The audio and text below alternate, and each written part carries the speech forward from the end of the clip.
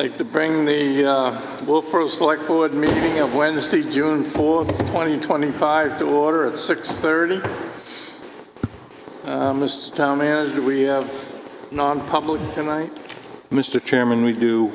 We have an item under RSA 91A3, Roman numeral 2, lowercase b, 2 items under employment, and consideration of legal advice, 2 items under lowercase l. Okay. We have minutes to deal with. We do. First set of minutes is May 21st. May 14th. I don't have anything. I don't either. I have May 14th to mine. May 14th, I have one correction. On page 11, You're right. I don't have the 14th. Wait, it says, it looks like it says something correct. When did we meet? Did we meet? We didn't meet the 14th, did we?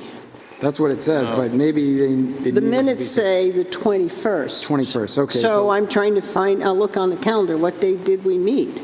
To know which is right. All right, so for the May 20, and 21st, we need to correct the May 14th to 20 to 21. Okay. Correct. and then I'll go to page 11, the first reference to Tashay's, change the second time that it says Recreation Way to Recreation Lane. Let the kids do it. Oh, I'm sorry. We can let the Okay. kids do it.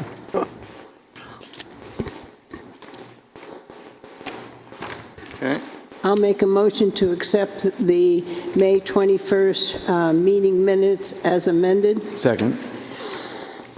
Okay, all those in favor? Aye. Okay. Any public input at this time? 3 minutes per resident, 20 minutes total. Seeing none, Wow. we'll go to public hearings.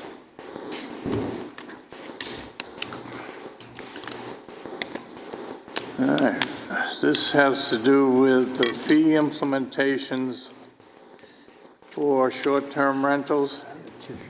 There is going to be no discussion about the ordinance. If somebody has a problem with the ordinance, they'll need to go see the planning board, not us, because we didn't write this. So, in accordance with RSA 41:9-A, Roman numeral 4, Wolfeboro Select Board will hold a public hearing to receive public comment on implementation of a conditional use permit of short-term rental application fees as follows. 1, $300 application fee, and 2, public hearing notice fee of $150. Public hearing will be held Wednesday, June 4th, 2025 at 6:30 in the Great Hall, Town Hall, located at 9 Union Street, Wolfeboro. Any persons wishing to be heard on this matter are invited to attend the hearing and make their opinions known. Copy of the permit can be viewed at the Wolfeboro Town Hall or email tmsecretary@wolfeboro.nh.us. And again, these are for the fees only. Anybody want to comment on them?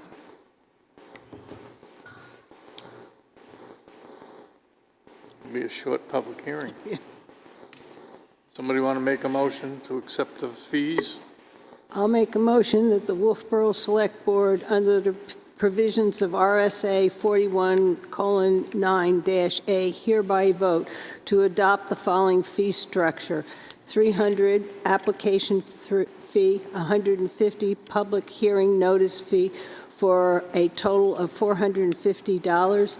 These fees are part of the regulations for short-term rental conditional use permit application and shall be accounted for as a general fund revenue in account number 01-32900-909. Second. For discussion. Any discussion? Yeah, just one thing. I just want people to understand that this is a first go at it, and we can always change these fees up or down if we need to help sustain the expense with the inspections that we have to do We for. can, again, we can only deal with the fees Correct. and not the ordinance. Correct. So But we can just make change, sure we understand that. yeah, we can change this dollar amount if we Right. need to help Linda? with the inspection cost. Yeah, I just want the public, since he made that comment, that the planning board went through and estimated the amount of hours. They came up with a rate per hour and then a total for the fire, for the code officer, and the administrative assistant for the planning department. So that's how we got to verify the amount. So it wasn't something we just pulled out of the hat. And anybody who would like a copy of that can get a copy of how we calculated that based on what they gave us. And as their salaries are increased over the next 5 years and it becomes more expensive for them to do their job, we should revisit these and continually bump up these fees as we need to. Yeah, we'd have to have a public hearing and everything. So. Hey, all those in favor? Aye. Anybody opposed?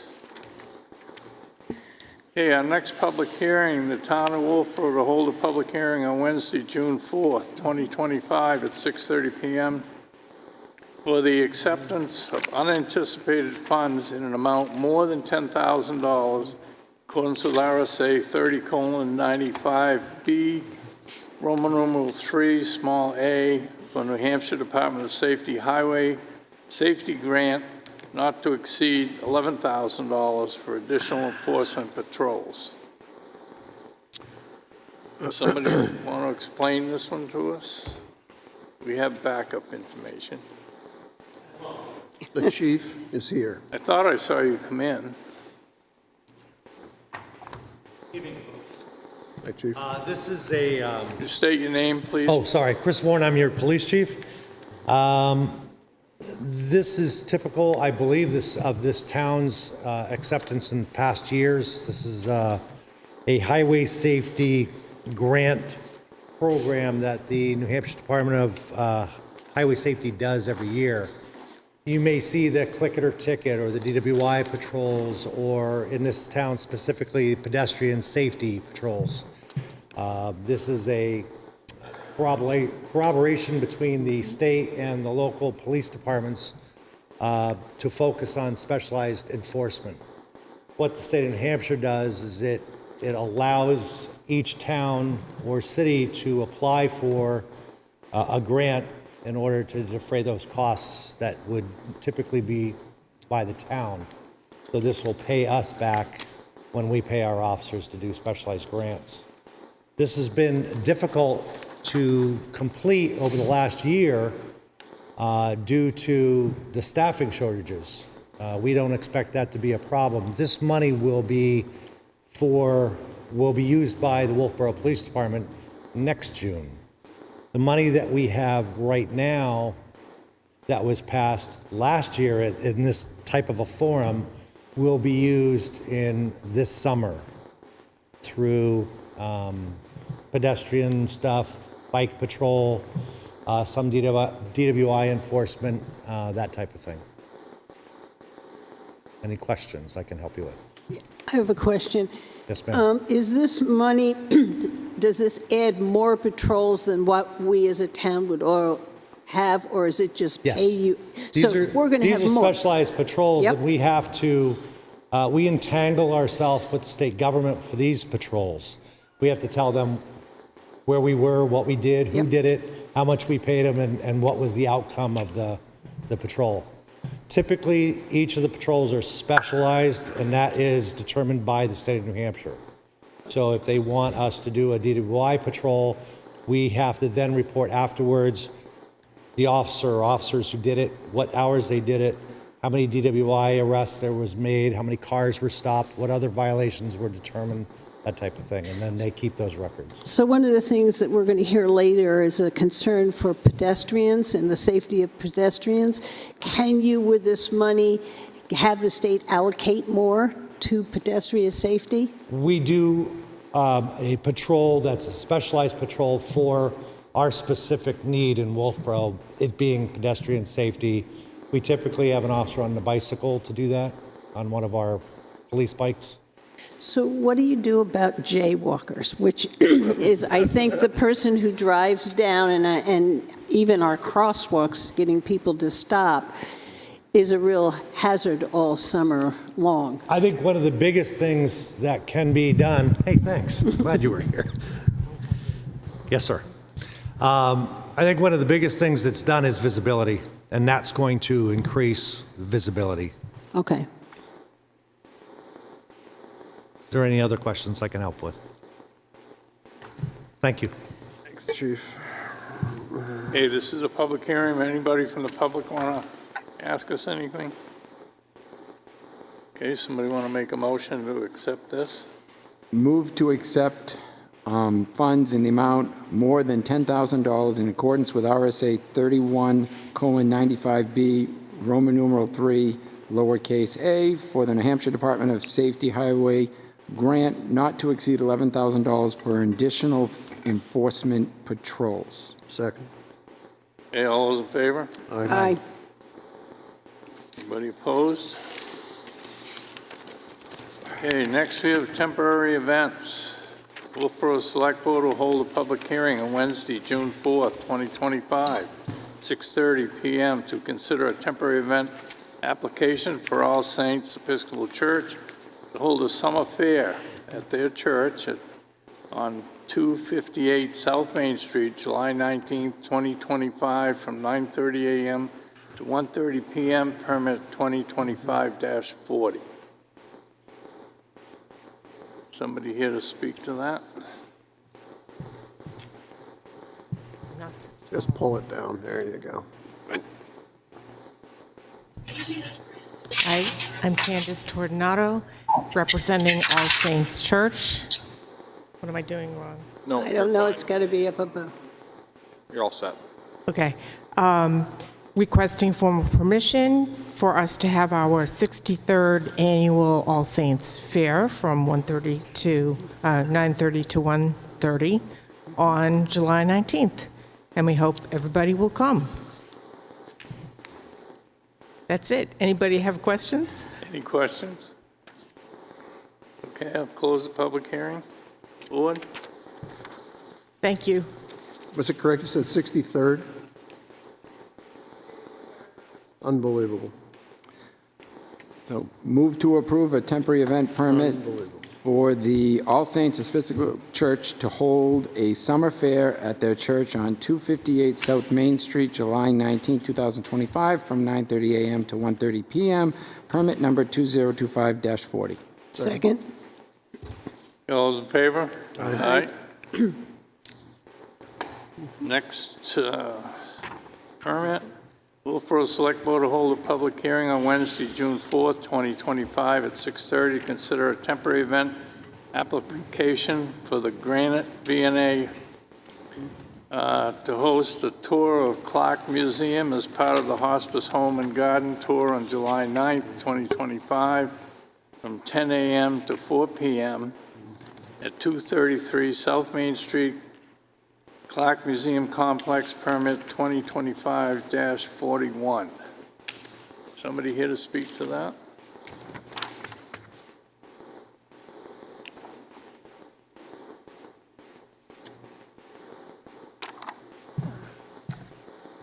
My name is Barbara Lobdell. I'm representing Granite V&A, and I am the chairperson of this year's 2025 House Tour.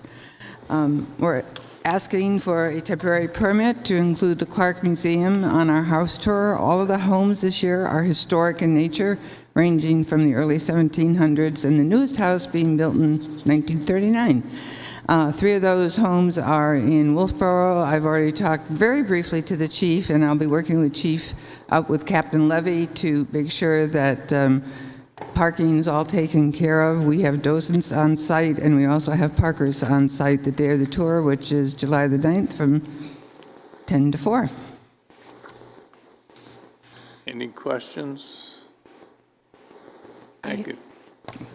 I just have a comment. I want to make sure everybody realizes it's the 100th anniversary of the Historical Society, which is great. Unbelievable. Unbelievable.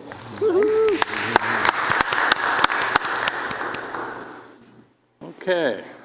All those in favor? Oh, We got a motion. I'll make a motion. Yeah.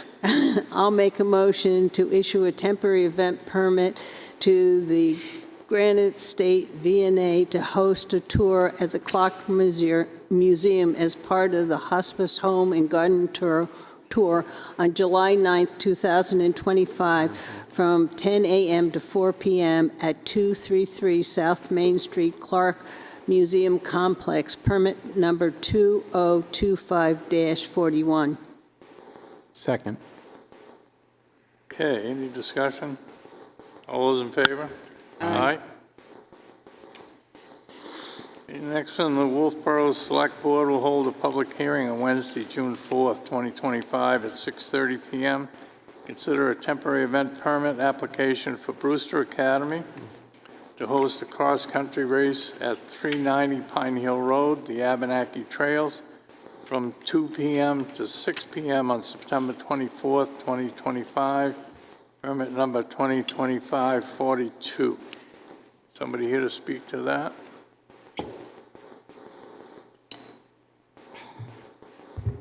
Okay. Would somebody like to make a motion, or do you want it to come back? The only question I have is, based on the map, are we, and I think we asked them last year to make sure that the race goes on a safe set of trails. And from the map, it's very, very difficult to tell if they're in a safe set of trails. Do we assume that they're using the same course as last year and they are staying away from the spray fields and other things? So it is my recollection that it is the same trails that they've used for the previous 2 years. When they go out there, they use marking paint and some mini cones to delineate where the course is and the direction that it heads. It does stay significantly away from the spray fields, and I do believe this will be separated adequately from the construction if it's not done by that point. Okay. The bike trail construction? Correct. Okay. You want to make a motion on that? So that quells my concerns. You want to make a motion? And I will make a motion to approve a temporary event permit application for Brewster Academy to host a cross-country race at 390 Pine Hill Road, the Abenaki Trails, from 2 p.m. to 6 p.m. on September 24th, 2025, permit number 2025-42.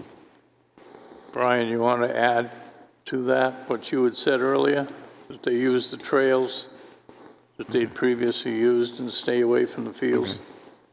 Okay, and to make sure that the trails used are the same trail map as the last 2 years in order to stay away from the spray fields areas and the construction zone for the bike trails.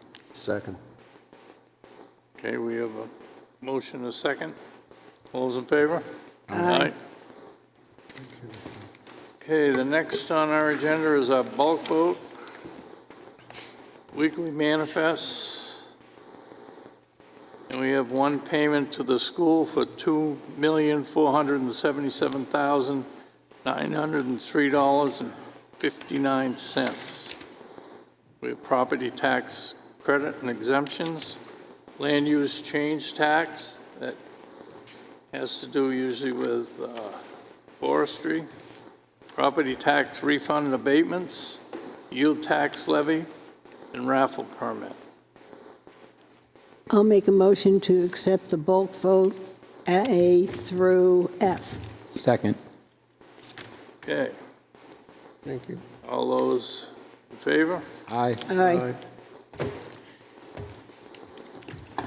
Okay, new business. Anybody have any new business? I have a couple of quick ones. I would like to make a motion, and if it's appropriate tonight, we can make it. If not, I can do it another time, that all commercial customers of our dock and wharfs supply the town with proper commercial insurance, copies of commercial registration for all vessel and craft, copies of commercial boaters certification for all operators of vessels and craft, and a copy of the New Hampshire safety certification required for all commercial vessels and crafts. And I would like to make that motion so that we can vote yes or no on it, so that when we meet for our next Docks and Wharfs workshop, that is included in our discussions, or that's something that we include in our new ordinance. I don't think we've had a chance to discuss it together yet. So I think my feeling would be we bring it up when we have our workshop, the next one, and make that part of those minutes rather than tonight. 'Cause I don't think, I'm ready to vote on all of those things tonight. Not that they're a bad idea, I think it's a good idea, but Linda. Could you write a memo so that I think then we all have it to look and know why you're doing that. And Yeah. then I think that gives us a reason and a document why we're doing it. Okay. So I'll remove my motion, and hopefully at the next Docks and Wharfs meeting, we can discuss it further. Can I speak? Paul? Yeah, I just wonder, and maybe you want to do a little research on this, what you've asked for makes good sense. Clearly, we want licensed operators, or they want licensed operators using the vessels. And I'm wondering if, in order to get an insurance certificate, you have to already demonstrate all that stuff. I believe so. So it might, yeah, so we may be, asking for the same information over again. But you can get a commercial insurance certificate, and you can get a regular insurance certificate. Okay. All right, so write it up, because as I heard it, I was saying, she's like, if somebody's coming to Amy and saying, I got whatever the policy is, I got to believe that the insurance carrier is saying, are you licensed? Do you have a commercial vessel? Is that commercial vessel inspected by the state? Is that commercial vessel got an inspection plate on it? All that kind of stuff. And if you're saying, well, maybe not, then we ought to write it up. Okay. And all of this is straight from the New Hampshire You're right. DES Marine Patrol website. This is their state requirements, and if we are having a contract with someone to come to use our commercial dock, I think we should make sure that they're following all the state regulations, because we have people from our town, visitors and people who are here, getting on those boats, and we have to make sure it's safe. Fair interest. Well, I think Linda had the good idea, send us a memo or get it to Jim or Amy and have them distribute it to us. Yep. I don't think tonight's the night to do it. Jim, do you know when we will be having another Docks and Wharfs workshop? So the I don't think it matters. few motions that you guys made and that were adopted at the last meeting had a pretty significant trickle-down effect to other areas within the existing ordinance. So this has dove into some deeper conversations. I'm probably 3/4 of the way done with the update at this point, and some of the items that you've alluded to are actually, I think, captured in some of the changes that will be coming forward to you at the recommendation of myself and legal, and part of that is following two statutes, RSA 270E, which defines vessels, which we've put into our definitions, and then RSA 270. So more to follow. I'm hopeful to get this draft completed tomorrow, and then from that point, I'll send it electronically and we can schedule a meeting. Thank you, Jim. All right. We'll move on. Next thing on business is Wake Winnie additional commercial vessel landing permits.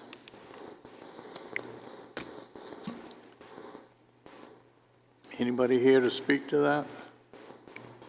No? Linda, you have? Yeah, I've been doing a lot of thinking about this and the boats that come in and are using our docks. And one of the things I did is I went out to see what Wake Adventures had. And they have one boat. They have a 28-foot Boston Whaler. There's one, the Mount is one boat, the Millie B is one boat, the Mail Boat's one boat, the Sandy, Big Sandy, I think it is, that come from the Y, one boat. This is the only one in which we have multiple boats. So I went out onto the website. He rents boats, he does water sports, and he does cruises. Well, then I went back and I looked at our ordinance, and we define, to get this vessel permit, that and they do it, and Jim and I talked about it, it's carrying passenger for hire. Any vessel engaged in carrying passengers for hire must obtain a commercial landing permit. And so I think this was written really for one boat. And now we have somebody who wants to register 6 boats. And I think that's what overloads the spots, that overloads the dock. And I question whether the Board of Selectmen should issue 6 landing permits to one business, because some of his business should not be taking place from our docks. He should not be renting boats from our docks. So that's my feeling. I would not vote to grant all 6.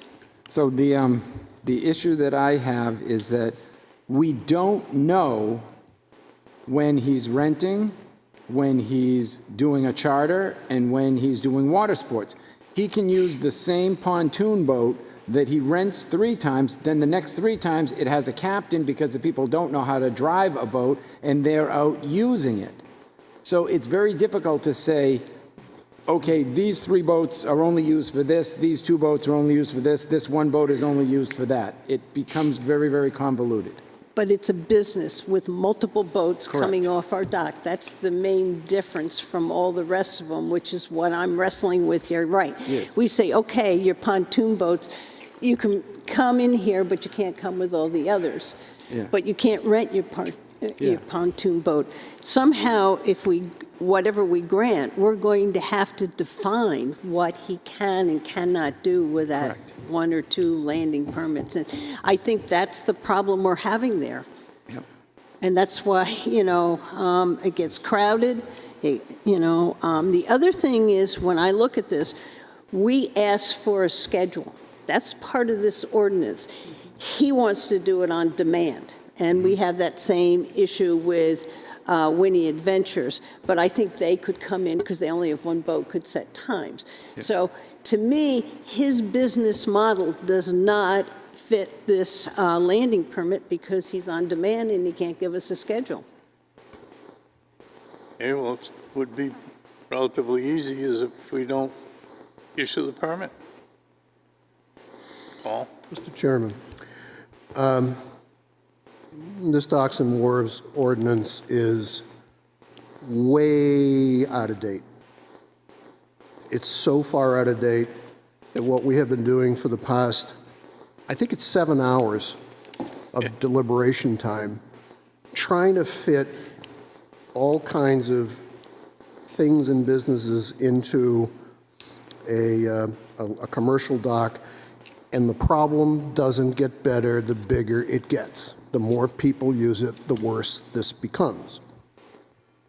So now we're interpreting this applicant's business model, saying, well, this guy, he rents, that's a business.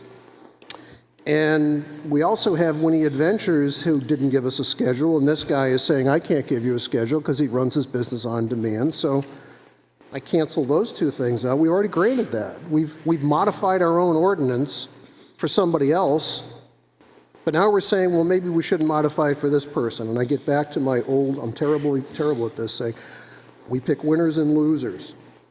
I support this for the moment, I think there's nothing in the ordinance, and I don't interpret the ordinance, Linda, the way you do, and I respect your interpretation. Yep, we right? can I respect interpret it. differently. This individual is saying, I'm not adding any more capacity to the docks. He says that in his writing to us. I'm just simply adding more boats to come in and pick people up. I don't have a schedule, but neither did the other person that you granted a variance to.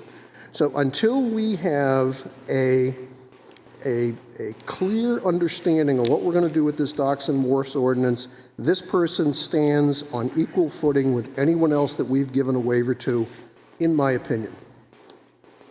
John? So I'm going to stay steadfast on my opinion here. I voted no on all the commercial vessel landings except for the Mount Washington and the Blue Ghost and the boat from the Y. I offered up to put up the dock where the Millie B was for a bid, so that if one company wants to come in and they want to put up a certain amount of money, then we can actually pay for our maintenance for our docks. We have no intention to make money. We just want to cover our costs into perpetuity. My board voted against the motion, except one of my colleagues. And I got a letter this week that supported my cause, but we are now going into the territory again where one guy wants 6 boats, and I don't see it much different than 6 other boats. The only problem that I have is we require a captain, we require insurance. This guy's got boats, he rents boats, he gives them to other people, and that's a whole different can of worms.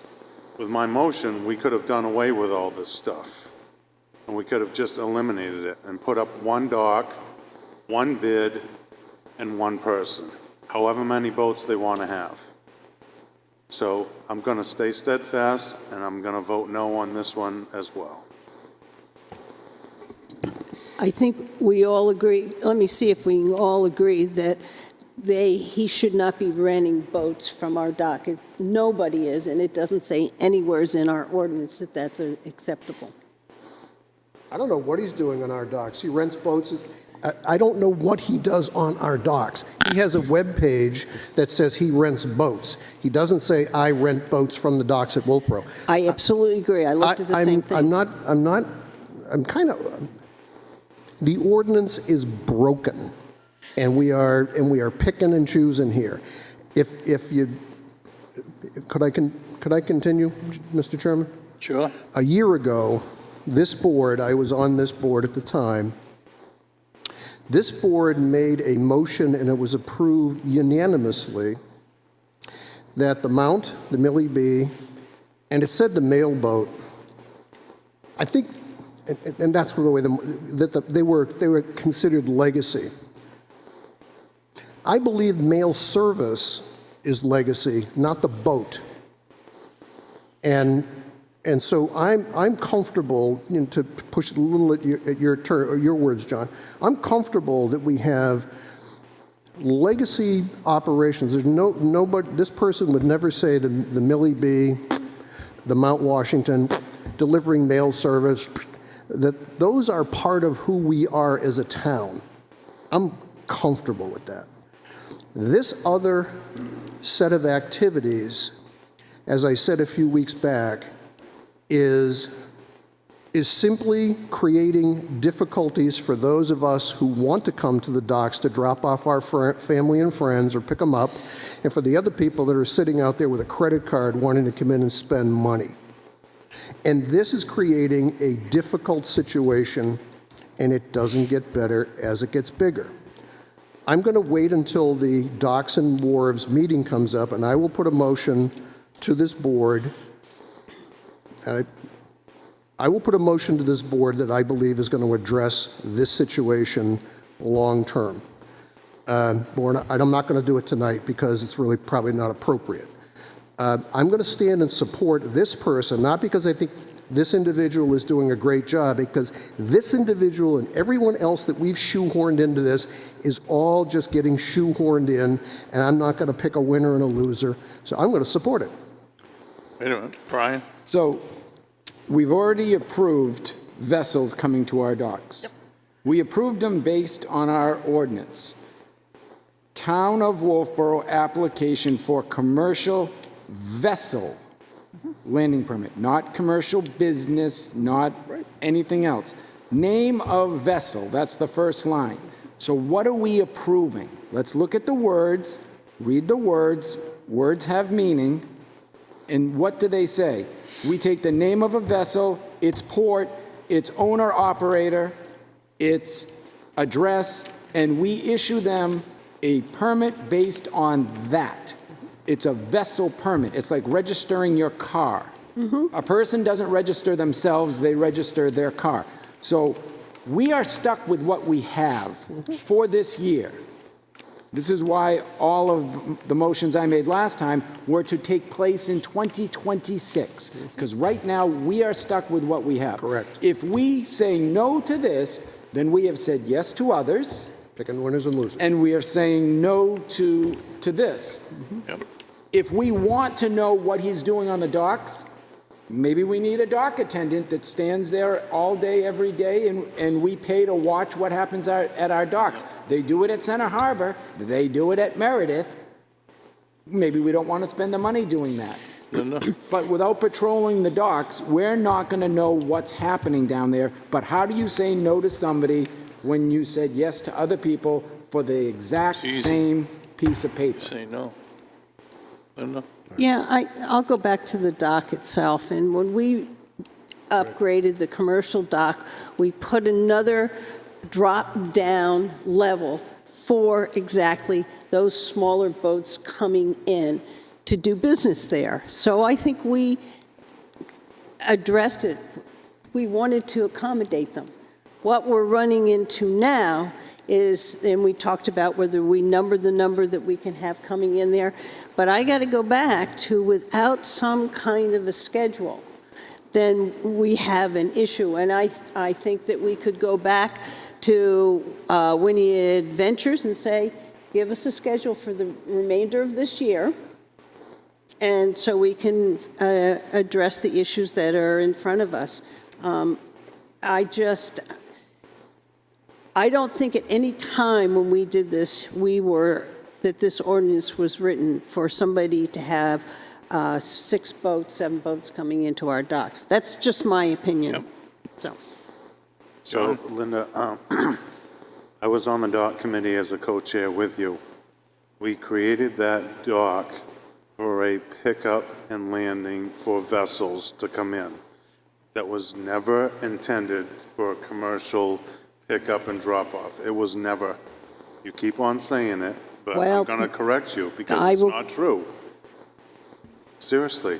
Well, it's part of the commercial dock, The and commercial that's dock where is it the big was. dock where And the if you Mount look the Washington way comes this, in, and the Mount Okay. Washington comes in, and the big boats come in. The small dock was a dock where people could come in when the docks were all filled up, and people could pick up and drop off. And I remember Adam Dow saying he had an island spot, and he could come in and drop off his wife and his kids. They could do their thing, and then he could head back out. I remember the day specifically.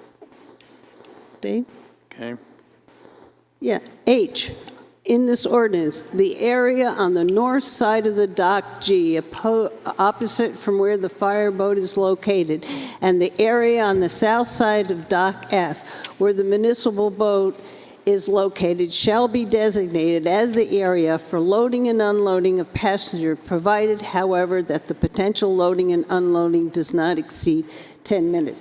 That was the area for those island people. That is on the recreational dock. When we built that drop-down on the commercial, it was not for drop-off and pickup of just residents. It was for commercial, because it was part of that commercial dock. Sure. And this is the reason why I disagree with you on this. We each have our own, respectfully, I disagree with you on this, and that's why. Okay. Dave? Paul? So before I took my 3-year holiday as a selected individual, I was the co-chair of the dock committee as well. And I agree with what Mr. Thurston has offered. That's where I try to take and pick up passengers from my Bubby's Tubby. I've asked Jim, and hopefully we'll do this at the Docks and Wharves meeting. I've asked Jim to create a visual for us. And the visual is going to take that entire span of docks, and it's going to be 3 charts, ducks and bunnies. Chart number 1, what the voters paid for. Chart number 2, what the voters get to use. Chart number 3, what's left for other people. And it's visual. What's happened is if you run the linear footage along the docks, the voters paid for the reconstruction of all of those docks, including the seawall. And right now, my math could be wrong, but the voters get to use, and when I say voters, you and I, the people who drive our boats, island residents, we get to use around 75% of that linear footage. The rest of it is for municipal, state, and the other 3 commercial landings. 3 weeks ago, I put a motion together that was accepted. It said in 2026, docks A through G, which you'll see in the visual, will now become available for residents and non-commercial, except for state and municipal vessels. What's left to be decided is what do we do with the commercial docks, including, to your point, Linda, the drop-down. And I think we just need to solve the problem. The problem is not whether somebody wants to use one license and come in and pick up passengers repetitively. And respectfully to Brian, adding more cost of having somebody down there with a stopwatch and watching this, when you look at the amount of money we get, it's 54 cents every time somebody puts the nose of their boat on the dock. 54 cents. We get 50, it's crazy. And it just creates confusion and anger and pissed off people. Pardon me for using that word, upset people. So I think we need to just clear it out. But for now, I agree with Brian. I'm not picking a winner or a loser here. I'm supportive of this application for this commercial year. And we're going to deal with it after when we get to the Dock and Wharves meeting. All right. Thank you. Are you going to make a motion to that effect? Yes, I'll move that we approve. Let me just see if I can. Is this for the Wait a minute. commercial vessel landing permit? No. He's This got is the your, floor. yeah. I'm moving that we approve your, the Wake Winnie additional commercial vessel landing permit. I'll second that. How Okay. many? He's got- 6. Okay, thank you for the number. Okay, we have a motion and a second. Any more discussion? I want some discussion. Can I ask a question of this gentleman? Yeah, this, Yep. go ahead. Will you be renting boats off of our town docks? Do my rental boats visit town docks? Yes. Will you be renting boats off of the town docks? My boats do not get rented off of the town docks. Like, they're not advertised there. My renters will be at the town docks with the vessels. Okay, so unfortunately, that doesn't fall within our ordinance. Our ordinance says for the pickup and drop off of passengers. I understand. So this is really just, I'm trying to, it's hard to get in front of you and have a conversation. These applications, I would actually prefer you don't approve unless there's going to be enforcement of your current ordinance. Right? I'm just trying to play by the rules. I do want to be compliant with all of the rules as written. I truly do. So if I keep asking questions, but I think there's an acknowledgement that there's a problem with how you're enforcing the rules. My business versus other businesses versus other businesses. I'm not here saying I'm the victim of anything. You have an ordinance on the books. You're not enforcing them. Right. If I'm not supposed to have more than one boat, I'm here trying to be compliant. Also in that ordinance, there's not supposed to be anyone storing their boat at the commercial space. You guys are talking like there's this huge congestion problem that I come and go with 6 boats and it's just chaos. I can only drive one at a time. There's only space for one boat to show up. We're in and out 10 minutes or less. We do that for 8 hours a day. You know, might be occupying the dock in total for an hour. The Millie B parks there for 24 hours, minus the 6 trips they're out for 45 minutes at a time. It's not a congestion problem, it's a boat storage problem. I'm trying to be compliant with the ordinance. I will get a permit for every boat that pulls in for 10 minutes and out. But the problem is I'm only there for 10 minutes and then I go. That's what the ordinance you have in place says. I'm being compliant with that. The Millie B has taken on its own permission to store their boat there. The storage cost is the huge burden of the taxpayers. That boat lives there. That is their storefront. There is a dockside restaurant that pays rent to this town to operate a business. 15 feet from where that business is granted a free license, no one's enforcing them to leave, store their boat elsewhere. All of my boats do not live at your dock. It wouldn't matter if I had 2, 6, 20. They go away.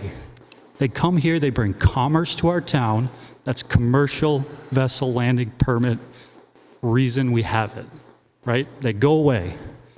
They come here, create commerce, leave. It's not anyone's burden to watch me do my business or have the boat parked there when I'm not doing my business. So, out of respect, I would prefer you decline my applications unless there's going to be enforcement that when the Millie B breaks down, the Miss Lauren has its own separate vessel landing permit. When the mailboat breaks down, they have their own vessel landing permit for every boat they bring in as a substitute. I'm not trying to be like, oh, I have so many boats. Like Goodhue Hawkins has thousands of boats. Like, there's a dock barge permit coming in after me. I don't think any of those businesses are getting a permit for every barge that they have. You're granting a license to a qualified operator that is insured, has a track record of being a good business, and you're giving that business a permit. I believe that's what I've had because I've followed the example of New Hampshire Boat Museum. Every time their boats break down, they bring in a backup. That's what my business is. That's why I have 6 boats. They break down constantly. And to be a good business person, I don't leave my guests stranded. We charge a premium and we follow through. We will not take someone's money for nothing. So I guess that's what I have to say on that. Thank you. Thank you. So, somebody, Paul, did you make a motion? You I did. And it was And seconded? and Brian seconded it. Okay. And Any further discussion? go ahead. Can you reread the motion? Yeah. Linda, you asked me to make it 6. Yes, I did add did, 6, all because right. that's what all of them are. So move if to we go to that route. approve. Hang on a second. The additional, Wake Winnie additional commercial vessel landing permits for 6 additional vessels. Okay. Who's that? Can I make one more comment? You close. This is, and not to speak to Torrin, this is, I've used the word winners, the comment winners and losers. We did that a year ago. We said a year ago, this board, 5-0, that the Mount, the Millie B, it said the mail boat, but I will say mail service, those 3 are legacy operations of this town. We picked those winners. We did it. Everything else is incremental to that. we can have a debate at the upcoming Docks and Wharves meeting as to whether the drop-down docks are commercial, residential, whatever they are, but we already picked the winner. The question is, what do we do with others who want to, and I understand your business model. You got a boat, it breaks, you got to bring another vessel in. I got that part. This is, and I don't agree, I understand your point, but I don't agree with, well, go fix the Millie B. We decided that. We decided it. Sure. Okay? So that's the only thing I'll say. I'm still in support of the motion, and Brian, you seconded it, so there we are. Okay. All those in favor of the motion? Aye. Aye. Those opposed? Aye. Motion fails. Shot through the heart. Okay. Does anybody have any other motion? Well, Not on this topic. Let me go and say, we issued him one Correct. commercial vehicle landing permit.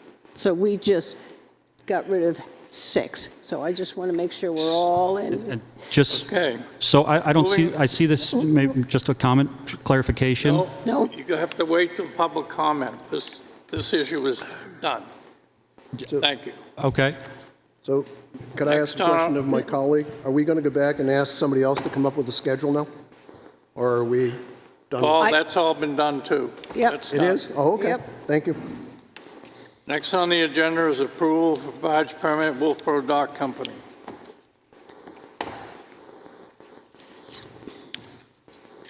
Nobody here.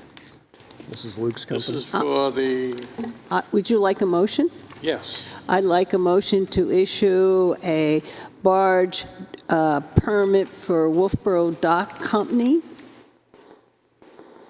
And that's, he will pay $3,000 or already has paid $3,000 because that's what a barge permit.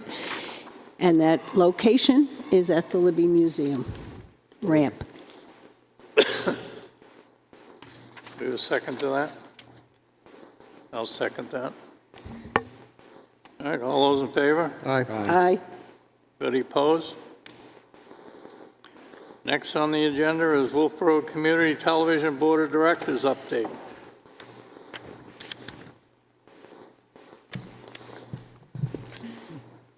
Good evening, everyone. I'm Mary Schilleroff, resident of Wolfeboro, representing the board up here in WCTV, and I am pleased to share with you that I'm optimistic. So as I shared in early April, WCTV viewership, both live and recorded, of government education and community content continues to grow. The upward trend is easily quantified and disaggregated through YouTube analytics. We can also confirm a decline in funding from franchise fees collected by the town as more and more folks are cutting the cord. In fact, traditional cable boxes are being phased out in favor of streaming devices.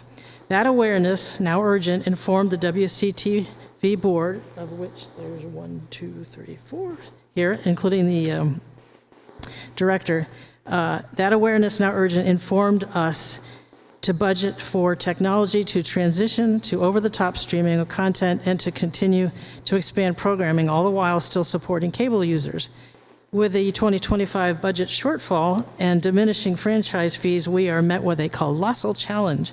Yet, speaking for the board, we continue to view this as an enormous opportunity to grow beyond dependency on franchise fees, expand our reach and content, to innovate and sustain WCTV as the valid and valued source of town education and community news, as it has always been and will continue to be. These actions include, to date, a defined and concise intent to underwrite form, press releases and reporting, outreach to potential fundraising venues and events, all the while continuing the day-to-day production of existing content, such as town meetings, community news, and especially as the school year concludes with recognitions, awards, and graduation. Since April 2nd, hours and hours of focused in-person meetings of this board has coalesced into a bold and courageous campaign. This informed, guided, and urgent action by the board will be announced in the coming weeks. And I thank you for your time. I thank you for your support of WCTV. I remember Paul Hatch and his idea, and here we are carrying on that legacy. We do have board members here to answer any questions, and we welcome your insight. Thank you. Any questions, comments? I had a couple actually. So the last time you visited here, and I think my colleague said the same thing, that there was a comment that Wolfeboro Community TV was going to go dark this fall. Is that true? Wolfeboro Community TV will not go dark unless the equipment breaks. If the equipment breaks, Timothy, we're coasting because the equipment technology is no longer supported. So we can't call on the warranty, come fix it. We'd have to fix it, and there's no money. So I use the term potential, I hope, and not go dark. Okay, well, It did, and the word potential was there. Yeah, I got some feedback, from the people who watch this, the OMG, this thing's going dark, what do you got, what's going on? Right. So if I understand correctly, you have a piece of equipment that is no longer technically supported. Correct. That technical support, if it were to break, would cause you to have to source something, and you don't have the funds to do that. Is that correct? And here comes the expert. But I've learned a lot in the 3 months that I've been the chair. I was on the board a year and did not know this. Yeah. So what we have is equipment that needs to be ordered. And if we don't have the money to order it, And this is going to be the basis of your capital campaign to Correct. try to solve that problem? and I'm confident we will. But it's the community that needs to step up. We already have folks that are like, oh my goodness, what can we do? What can we do? So we have the energy, we have the focus, we have the talent, and we can do this. And I appreciate the time to. So, hey, community, Wolfeboro Community TV is about to do some fundraising. They're an arm's length operation from the town of Wolfeboro. They're a 501c3. They need your support. How much money are you looking for? 1,200,000. No, I'm joking. Timothy. I think that the committee would like to Could bring you that to you at state another your name? meeting. Tell us My who you name's are. Timothy Goodwin, Executive Director for the Wolfeboro Community Television. We've been struggling with our budget, as you know, for several years now. And it just was too tight. It got tight. And then with the default budget 2 years in a row that Sure. dropped what we were getting, we're not able to function unless we can raise some money. That's the big piece. There's a piece of equipment, yes, but the bigger piece is that our budget isn't enough to operate the organization. So we need to, our board is addressing that. We need to raise $60,000 to get the equipment and gear up and running before the end of the year. And the fundraising for that has to come in time for us to order the gear and have that happen. So we're looking at early to late September for the money to actually be here for that amount. So $60,000, and then I don't know, the fundraising committee has thrown numbers around and things. The board has not yet approved the plan, so I'd rather not give numbers at this point, but potentially looking at a 3-year annual fund type of a concept and raising some money. It sounds like public broadcasting. Linda? Yeah, I'm the board's representative to that board, and I will tell you that they are working very, very hard. I have been to 3 meetings trying to put this campaign together, the right wording, and how to get the message across. I think they're stepping up to a major challenge and are willing to move forward, and I think we're lucky that the board is willing to do that. Thanks, Tim. Thanks. All right, any further questions? Okay, next on our agenda is downtown crosswalks.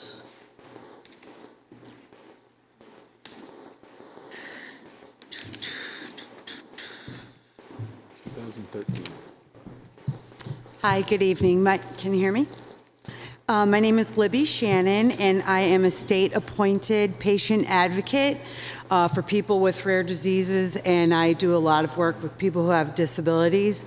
This is my friend Dave Dubé. He's an outpatient social services coordinator and also a patient advocate. We were recently sharing some experiences regarding barriers and obstacles faced by people with mobility and visual limitations. One of the safety hazards we are both becoming increasingly aware of is the lack of safe and clearly defined crosswalks in downtown Wolfeboro.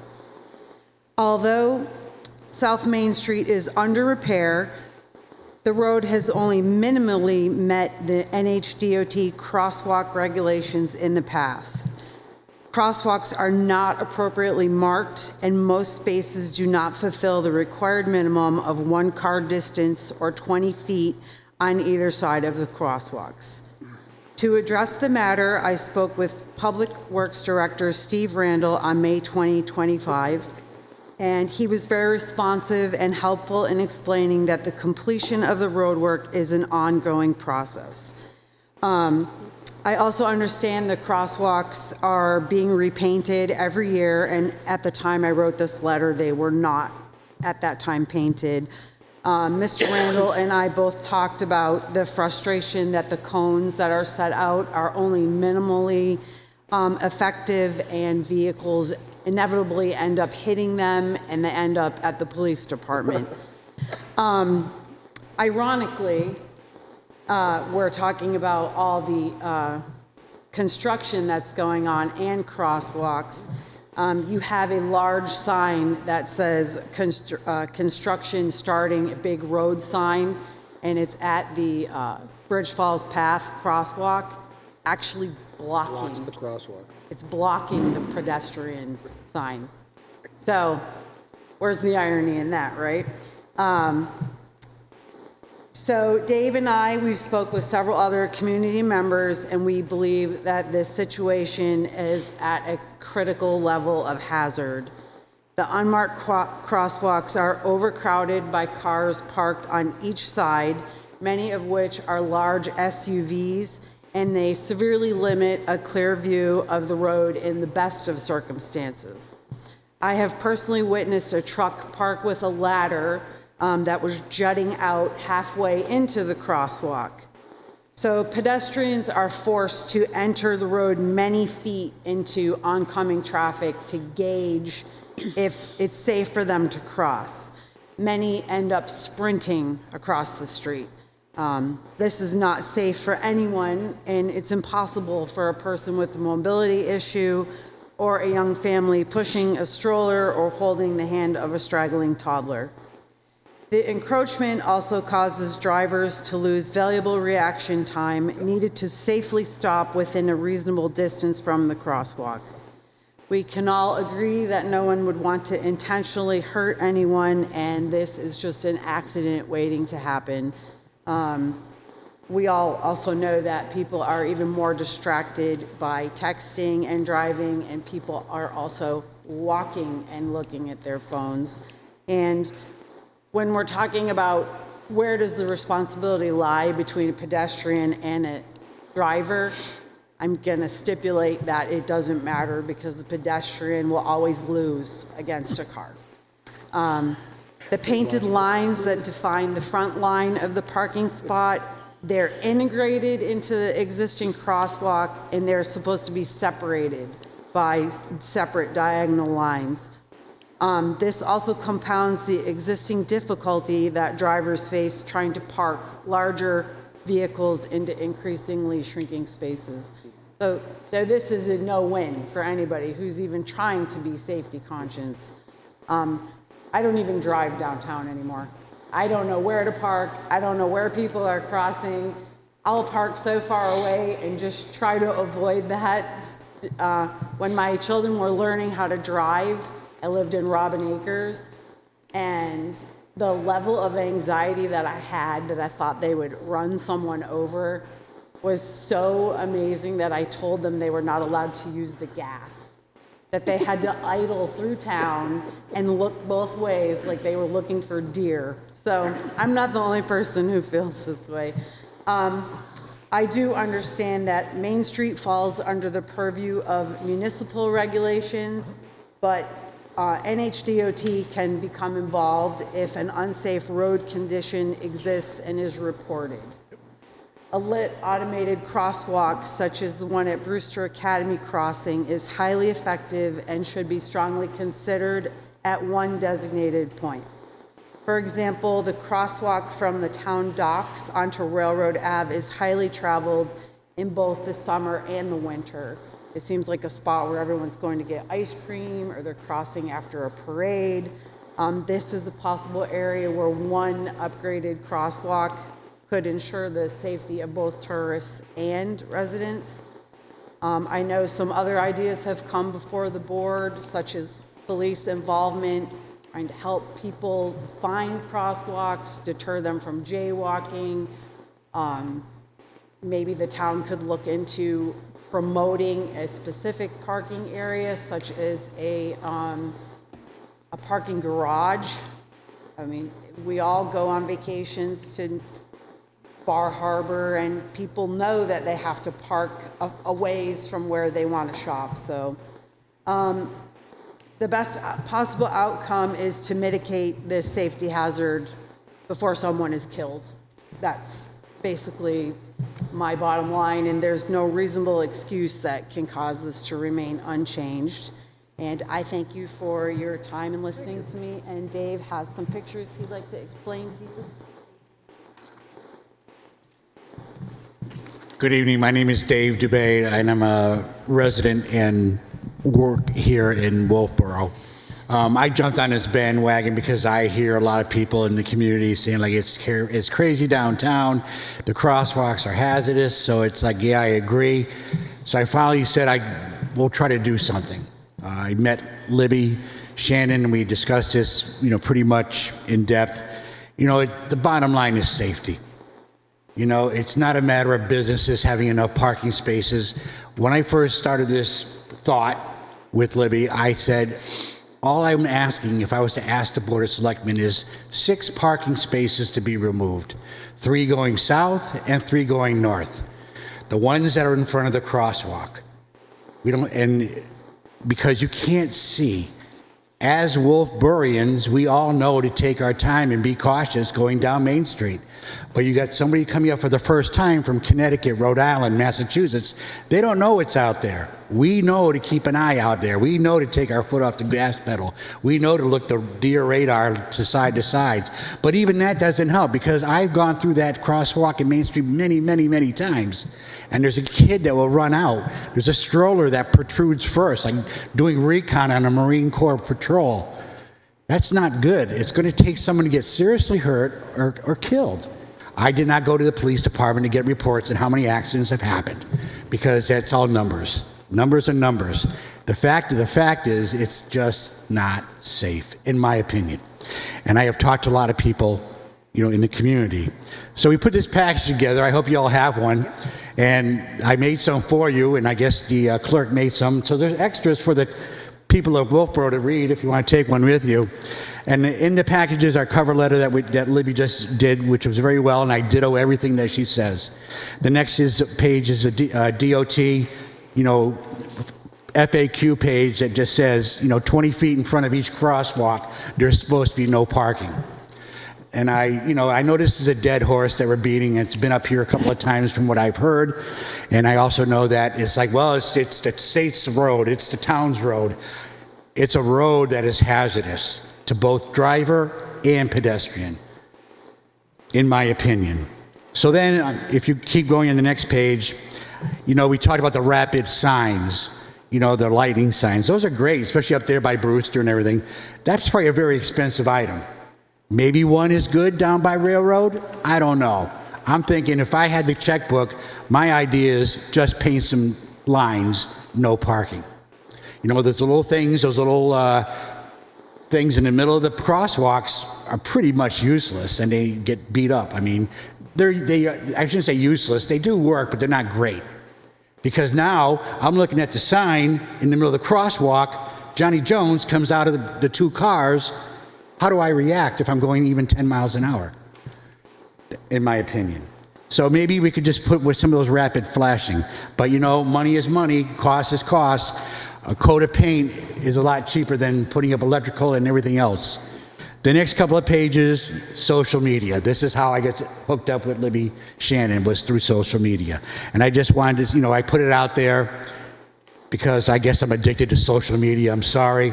I'm not a millennial, but then people, I put a comment out there, and these are all positive comments, and of course there's negative. You know, it's going to hurt the businesses. I'm talking about 6 parking spaces, 3 on each side.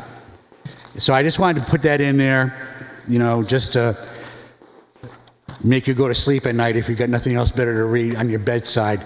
So let's look at picture 1. I did some pictures. I hope they're in color because mine are. Yep. And the first picture, for the sake of the police department, I did stop in the road with hazard lights, and I was not driving and taking pictures and using my device at the same time. I just want to make sure I don't get arrested when I leave here.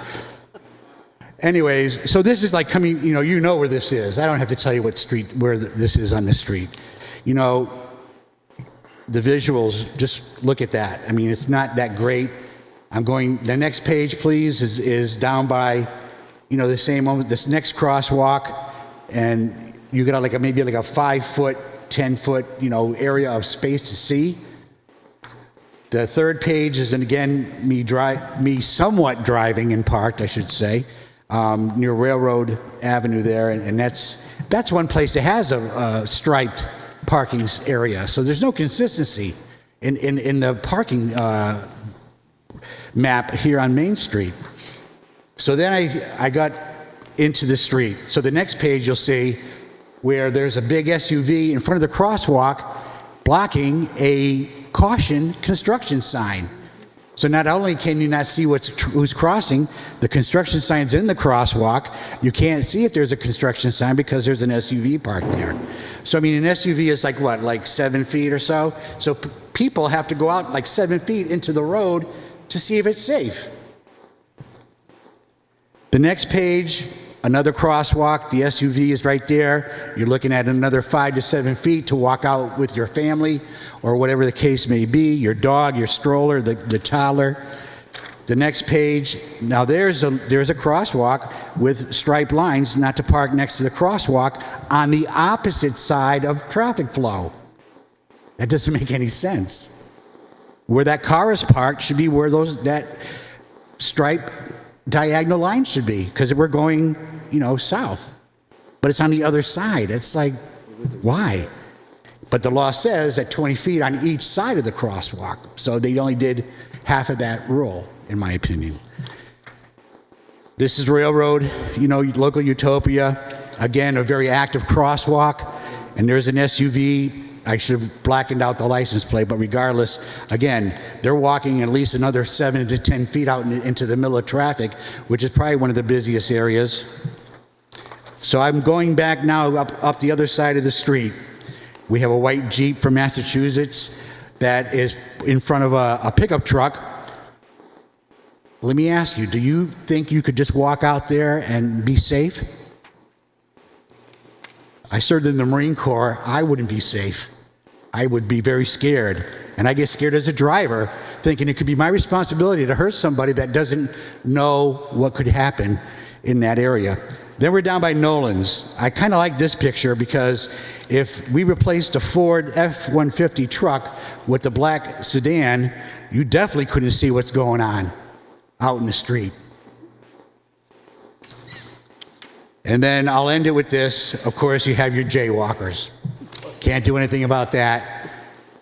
Again, my name is Dave Dubay, and I'm just asking for some consideration and just maybe coming up with some plan. And at the very least, financially and practical, is just removing 3 parking spots going north and 3 parking spots going south in front of the crosswalks so that we have safety for our pedestrians, our visitors, our citizens, and our drivers. Okay, I'm going to make a couple of comments before I let the rest of you get into this.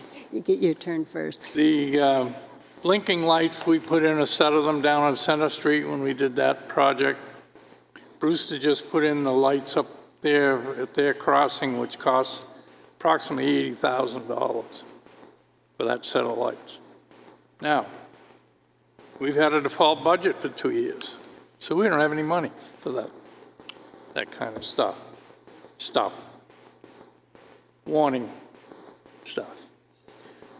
The other thing is, in your reference to 6 spaces, it's my recollection that quite a few years ago, the planning department, along with the state, with DOT, did a study on just what you're saying. 20 feet either side of the crosswalks takes 22 to 25 spaces away from downtown Wolfeboro for parking.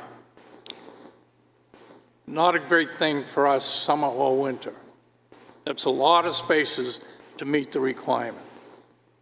Not saying it shouldn't.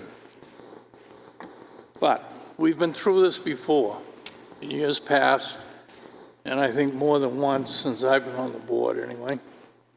And it's unfortunate. We did have a young kid that got killed one year up on North Main Street going to school in a crosswalk. Probably about 45 years ago. Yeah, it was quite a few years ago, but it has happened. Yep. My feeling is that the jaywalkers is the biggest issue we have downtown. You can, where the crosswalks are, there are no cars parked, so at least you have a chance as far as coming out in a crosswalk. But the jaywalkers, in my opinion, and I think I've said this before, is part of the issue. And we have had police officers downtown during the summer doing just that in the past. Not in recent years, but in the past we have. Usually they're college students. They're not, quote, police officers, but kids that are trained to do this kind of stuff with jaywalkers. So that's my take on it. Linda, I think you were... Yeah, I have a bunch of things. You know, I came from New Jersey. As a kid, I was always told never to come out between 2 parked cars. And I was surprised when I came up here that there's a crosswalk that leads me out between 2 parked cars. And that's the one up by the Yum Yum. And I had my kids, they never could cross up there because there isn't the visibility. In 2004, the town was looking at what are the ways that we might be able to address that. And this is when cars were smaller. We were looking at a bump out and moving the crosswalk that from the, I can't remember, I think it was the one by the Smith River, and making an angled crosswalk coming up from the docks over to Blacks on a diagonal. And it was part of a whole design for our transportation. And I could find part of it. But I think we should start talking about and thinking about what we want to do here. And so I went to the master plan and saying, okay, what do you usually, you know, what do we look at in order to decide to move forward with a larger program? And on page 168 under sidewalks, it says to implement traffic calming measures to reduce vehicle speed, improve safety, and improve the quality of travel for pedestrians and cyclists. So to me, we have a part of our master plan that points this out. So I would like us to think maybe we want to take one area and either do a bump out, get rid of the parking spaces in that area, and see how that works. I was thinking even bump outs might be something that you could put there in the summer and spring and fall and take out in the winter when you have to plow when it was more difficult. We're in the process of putting CIP goals and regulations together, and if we wanted to do something with transportation and to look at crosswalks, we could do that as one of our goals and one of our requests in the CIP. I would like us to look at that crosswalk up by the Yum Yum shop and start there, because that's the most dangerous. I can remember when my kids were at school and they used to park the buses up against the crosswalk. And I would jump every time because you'd be come down and a police officer would walk out because he had to direct traffic. They gave that footage so the police officers no longer come from behind a bus. So I would like to see if we could come in with a solution. When Dave talks about the 25 spaces, we need to come up with some kind of a parking lot. I rode that trolley to try to get people to use that trolley because that was one of the ways that we could have a more remote parking space and bring people in. I'm going to leave this up to Brian, but Brian had talked about ways that we might be able to add one level to some of the parking areas we have. I'd like us to do a two-prong, a parking lot so we can keep on looking at improving our crosswalks, but to start up at that one by the Yum Yum and get rid of those 4 spaces, because I think that's the most dangerous one. Brian? So 4 years ago, when I was working with the Energy Committee installing the EV chargers in downtown, I just happened to look at the new train museum building and the parking lot that was there. John Sims and I were talking because he lives in the yellow condos right there. They rent that parking lot to private individuals to use. And I asked Mr. Sims if he would ever consider, and he said he would entertain going to his board and finding out if we could put a one-deck parking structure over that existing parking lot. That would give them, his group, a whole underneath parking area that would be dry and snow-free during the winter, and it could give us 30 to 40 spots up on top. That would make it so that we could lose 20 or 25 spots in downtown, have a net still positive, and have people still have a close walking distance to downtown. If that didn't work, we could also do that down on Glendon Street. It's a little bit farther away, but we could go up with one lot, one deck. The problem with the Glendon Street lot is it's our only last green space that we have down there. And we want to keep that as nice as it is right now. The other thing that I suggested 2 or 3 years ago was to have our police officers. I don't know how many jaywalking tickets they write. I don't know. I've been down there when I've heard multiple officers saying, "Excuse me, could you use the the crosswalk next time?" I would like it if they had a book with a flyer that they went over to people who are jaywalking and handed it to them and said, it says, "Welcome to Wolfeboro. For the safety of pedestrians and all, please use our crosswalks." To have a campaign from the police department to let people know that the safe and right thing to do is to use our crosswalks. I agree with Linda that we could start by using the Yum Yum as a target area, but I think we also have to look going farther down the road. The deck lot that I was thinking of, we could use that as premium parking, and we could potentially charge $2 or $3, $4, $5, whatever we work out for the day to supplement the expense of that. But it would give us more parking in downtown, and we could open up the downtown to be more walkable. John? So that girl that got killed, her name was Coco Jutras, and I was in 3rd grade when that happened. She was leaving school, carpenter school that morning. So I know quite well about the parking spots down there. I know another gentleman back in the day, his name was Jim Clough. And Jim used to let me drive his truck when he had too many TNTs at the golf club. And he would say, "Johnny, you got to drive me home." And I was 16 at the time. And he'd say, You always got to go slow downtown because there's always going to be somebody that's going to jump out behind one of those cars on the crosswalk. I'll never forget it because he's right. You all got to go slow down there. But it really doesn't matter if you go slow down there because I've walked this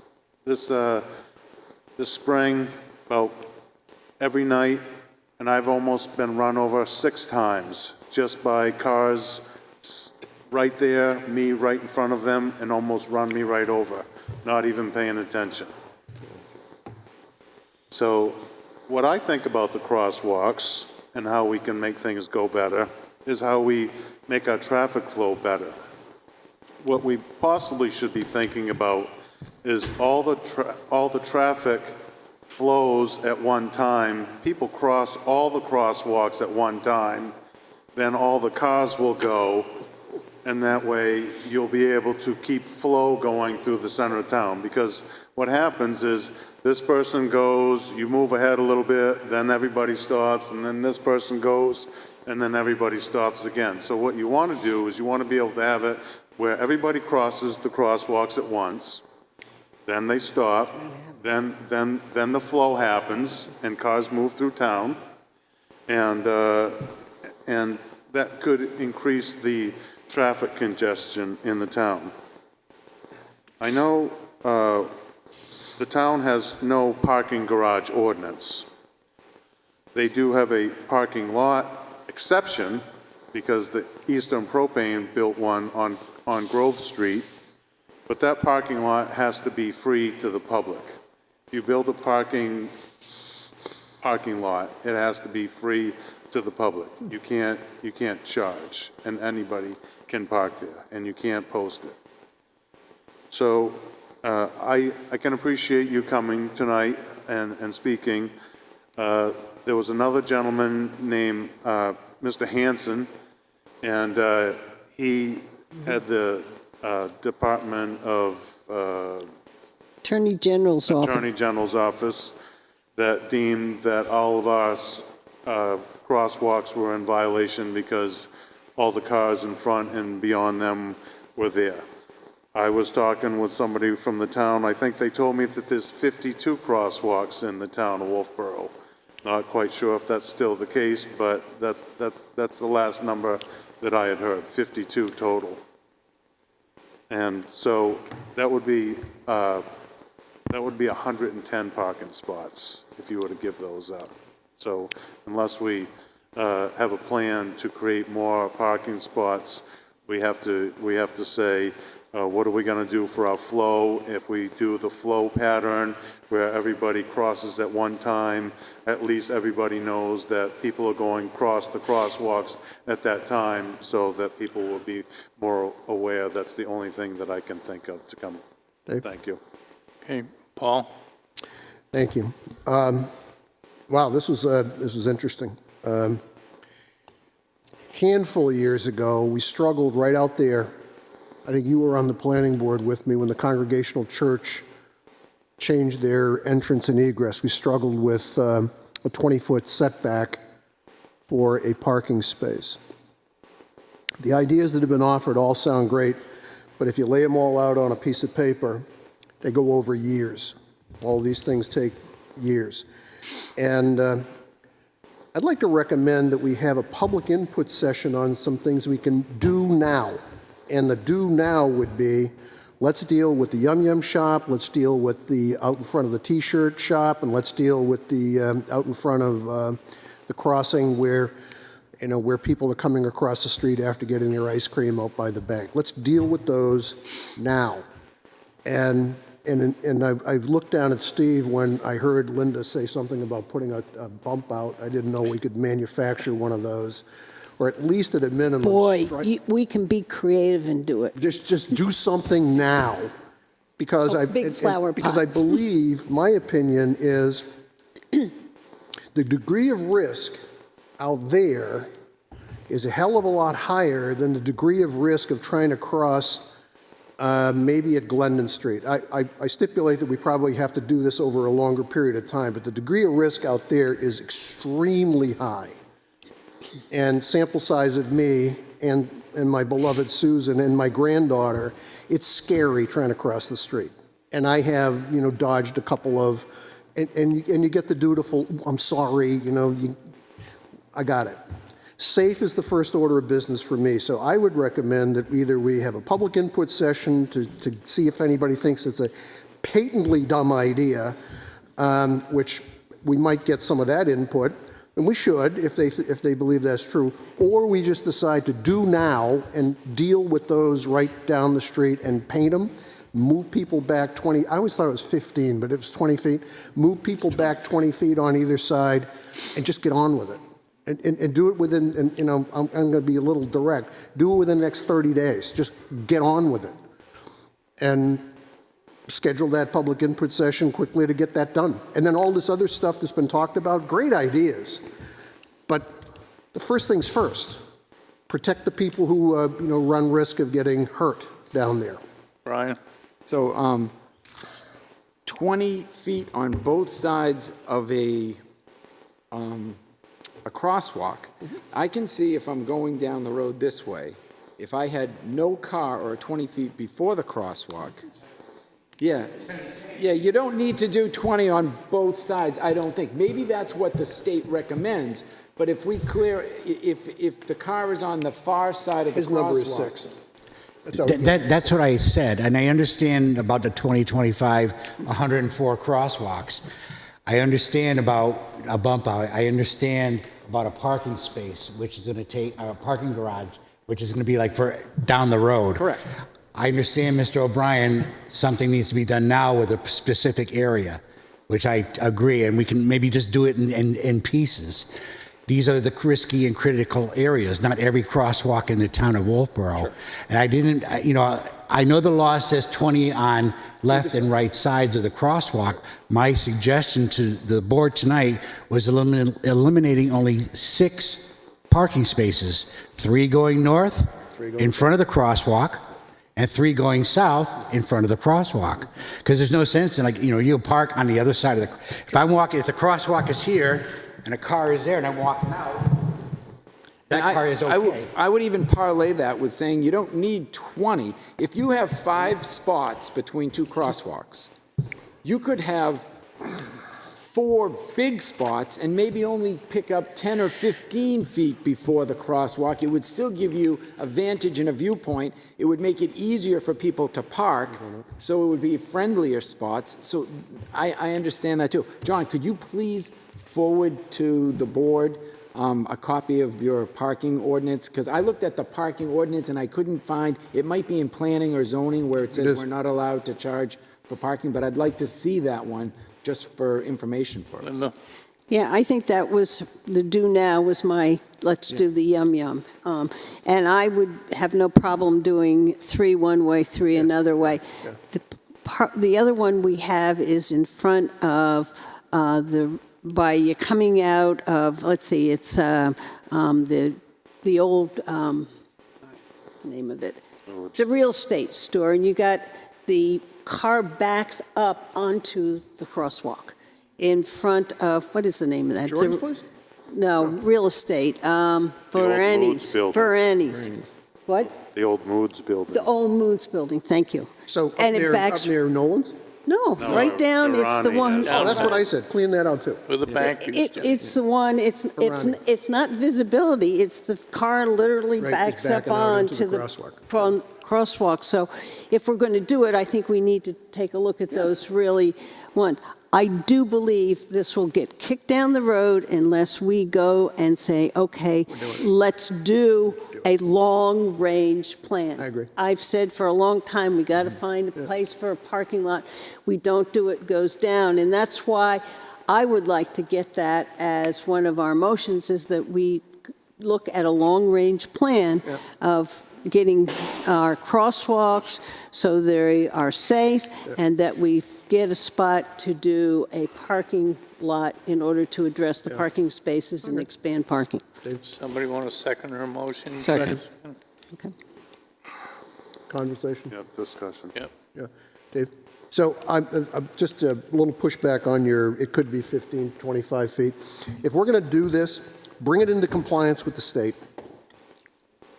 let's not putz, and I'm not suggesting you putz it, but let's not kind of come up with our model. If it says 20 feet, do 20 feet. If it's 20 feet in on either side, and we decide as a board that it's that we're gonna say, you know, we're gonna go non-compliant with the 20 feet on the other side, fine. But you know, bring us into compliance with the state. Do something now. Do something before, like now. And to Linda's point, which we're now in the motion, is let's have a, you know, however we want to do this, let's have a long-term discussion about what do we want to do about parking. Maybe next year, in addition to these 6 that we've just done, we go up to Endicott Street and we come down to Pickering Corner, or we go into the downtown area.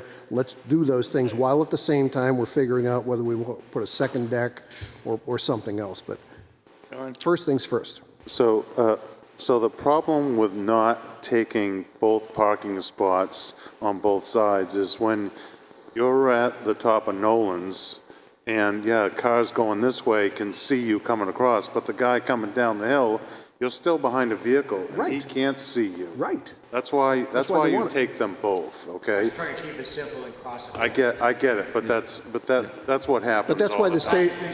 So what I'm seeing is 5 crosswalks downtown. In front of Nolan's, Yum Yum Shop, the docks, the next one down in front of Localtopia, and in front of the dog store. Those are 5 crosswalks. Oh, that's right. Yeah. Those are the 5 main 6.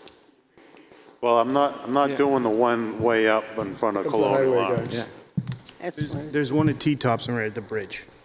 That Right. one. That's So what you have Nolan's, T-shirt. Yum Yum at the bridge, then at the corner Dockside, at the corner Localtopia, and then at the dog store. So there's 6. 6. Do it. Dog store. Dog store, Localtopia. Localtopia, the entrance to Dockside, where T-Tops is, it goes by the bridge. Yep. Yum Yum, Nolan's is 6. Now, may I? Sorry. Isn't there one right up past Nolan's too? Isn't there Yes. 2 by Nolan's? I mean, I'm not counting that one just yet. Steve Randall, Public Works. I was just going to sit in the back and listen, but I maybe I can throw something in. So my conversation goes like this. So do we have the yellow things there right now? Do we have them? We do. So we lose one about every other day. They get run over at the cost of about $1,000 a piece. So I picked one up this morning. From in the one at the Yum Yum shop is by far the one that gets hit the most. That is the narrowest part of that road. And what I have seen personally is the cars will come, they'll slow down because they see the sign, and I think you mentioned that, and then somebody walks out, they go like this to avoid the person, and they hit that sign almost every time. Lovely. So, Thank goodness they hit the sign. yes. So, the main thing I wanted to say is something Paul said of the do now, and this is the reason I mentioned that. We're actually going to stripe everything from Pickering Corner to the bridge over the next couple weeks. It would be the time to Do now. do now. Do now what? Well, Stripe if you do it the way that you're supposed to do it with the 20 feet, that is very easy because you just eliminate each spot on either side. The diagonal ones, you just lose a diagonal. You lose a diagonal parking on each end. So not every crosswalk in town has parking spaces. So it's not 100 or 52 spots, or, you know, if there's 52 crosswalks, which is probably right, it's not really 100 some odd spots. The only real issues are this one. Right. You know, there is one down here.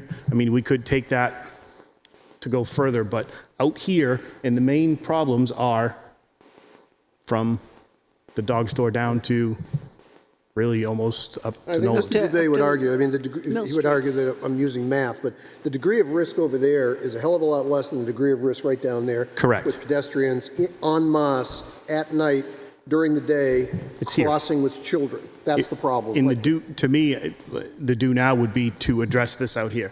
And like I said, we are going to paint from Pickering Corner down over the next couple weeks. If we could not paint some of those, and to I happened to do a little Google search, and what I've seen in other towns and what we could do, to your point, for seasonal stuff, would be big flower pots. You know, the big concrete flower pots that are for greenery, put flowers in them. I think that would look nice for the 3 seasons, as a aside. There you go. Garden club. Yeah, you can think of all sorts of stuff. Okay, we have a motion. So what's the motion? For a long-term study. Remove the, so these are the, No. these are the places that I have. Melanson's, Yum Yum Shop, Do the long term, and then let's come back.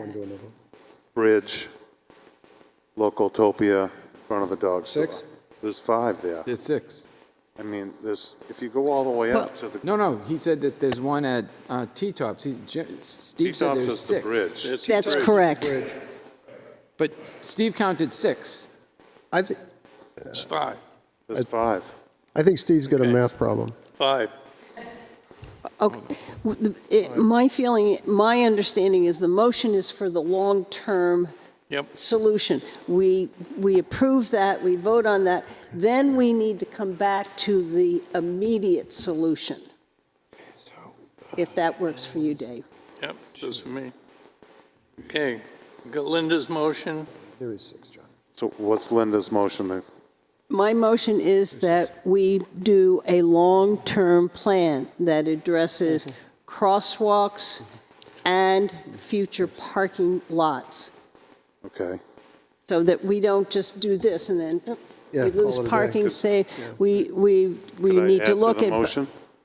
Then we'll come back and do a motion for Okay. that. I think that needs to be more specific. This is just saying, we're going to address parking, the parking lot and crosswalks in the downtown, and that's going to be on our long-range plan, and we'll have a long-range plan for them. Okay, all those in favor? Aye. Aye. Hey, John, you want to make a motion? I make a motion that we remove the parking spots on both sides of the crosswalk, on both sides of the road, in front of the Winnie Paw, the Localtopia, the T-Tops and the Bridge, Yum Yum Shop, and Melanson's Real Estate Nolan's. Anybody- Second. You second that? Yeah, I For have a discussion, there's 6. I just counted them on Google Maps. Okay. My problem is if you go and you look at Winnie Paw, that crosswalk, one side's in front of the Cape Park, there's no parking there anyhow. And as you come on over to the other side, So there's there's only no one parking. spot. And there's no park coming the other way down the hill because you have Glendon Street, and those are, so that you have full visibility. John, would you be So willing there are to, not Still- 2 parking spaces on either side of But, those. so there's one spot, there's one in front of the post office, Right. and there's one in front of the Winnie Paw. So can we say, could you say to make the crosswalk so that we have visibility on both sides of the sidewalk, and if it's already there, we don't have to, I'll go with that. okay? You wouldn't have to. And so the ones I see Avery Street is 1, I'm on Google Maps. 2 is Winnie Paw Station. 3 is at the docks or by Bayberry, just before Bayberry Juice, that would be. Then the next one is at T-Tops. Then the next one is at the Yum Yum Shop, and then the next one is at Nolan's. There is 6. The first another one way to is put up it would be from here. Endicott Street to Glendon Street inclusive. So there He's is 6. across the Citizens You Bank. can Google map it and see them. So there's the one right at Lydia. The one at Lydia's is 1. The one at Yum Yum Shop is 2. The one at the bridge is 3. The one right after Bayberry Juice on the right is 4. The one at Winnie Paw is 5, and then the 6th one It's way up here. at Avery Street. It's right up here, it's across from the Citizens Bank. Yeah, but I Yeah, but don't that's think we not. think of that. I know. Let's just stick with the 5 that are in the town. Endicott to Glendon Street inclusive. Well, no, How about that? he's right here. Bookend Here, it. he's got, Okay. There's So 5. we're not going to worry about the one that's at Avery Street. Avery's, right. Yeah. And then those will have flower pots or some type It'll of be, feature. Motion's been made. You want to second it, Dave? I thought somebody yeah, said. I seconded it. called it, Dave seconded it. I seconded it. whatever. Flower We pots. understand what we're talking about, the parking, the crosswalk's basically downtown, You got it. Correct. core, In the core. okay? All those in favor? Aye. Okay. Thank you very much. Like, but there's Okay, no next date. on our agenda is dedication of hazardous waste site to Sarah Silk.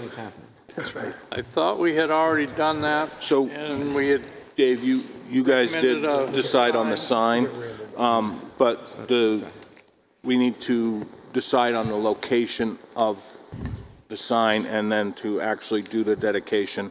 I believe Steve has come up with a couple of options as to where to plant the sign for this, which is right directly in front of where that pump station is currently sitting. Steve, can you talk to where you thought of a couple different locations to be able to plant decided on the this? size, it was going to be on the fence and all that. Huh? Steve Randall, Public Works.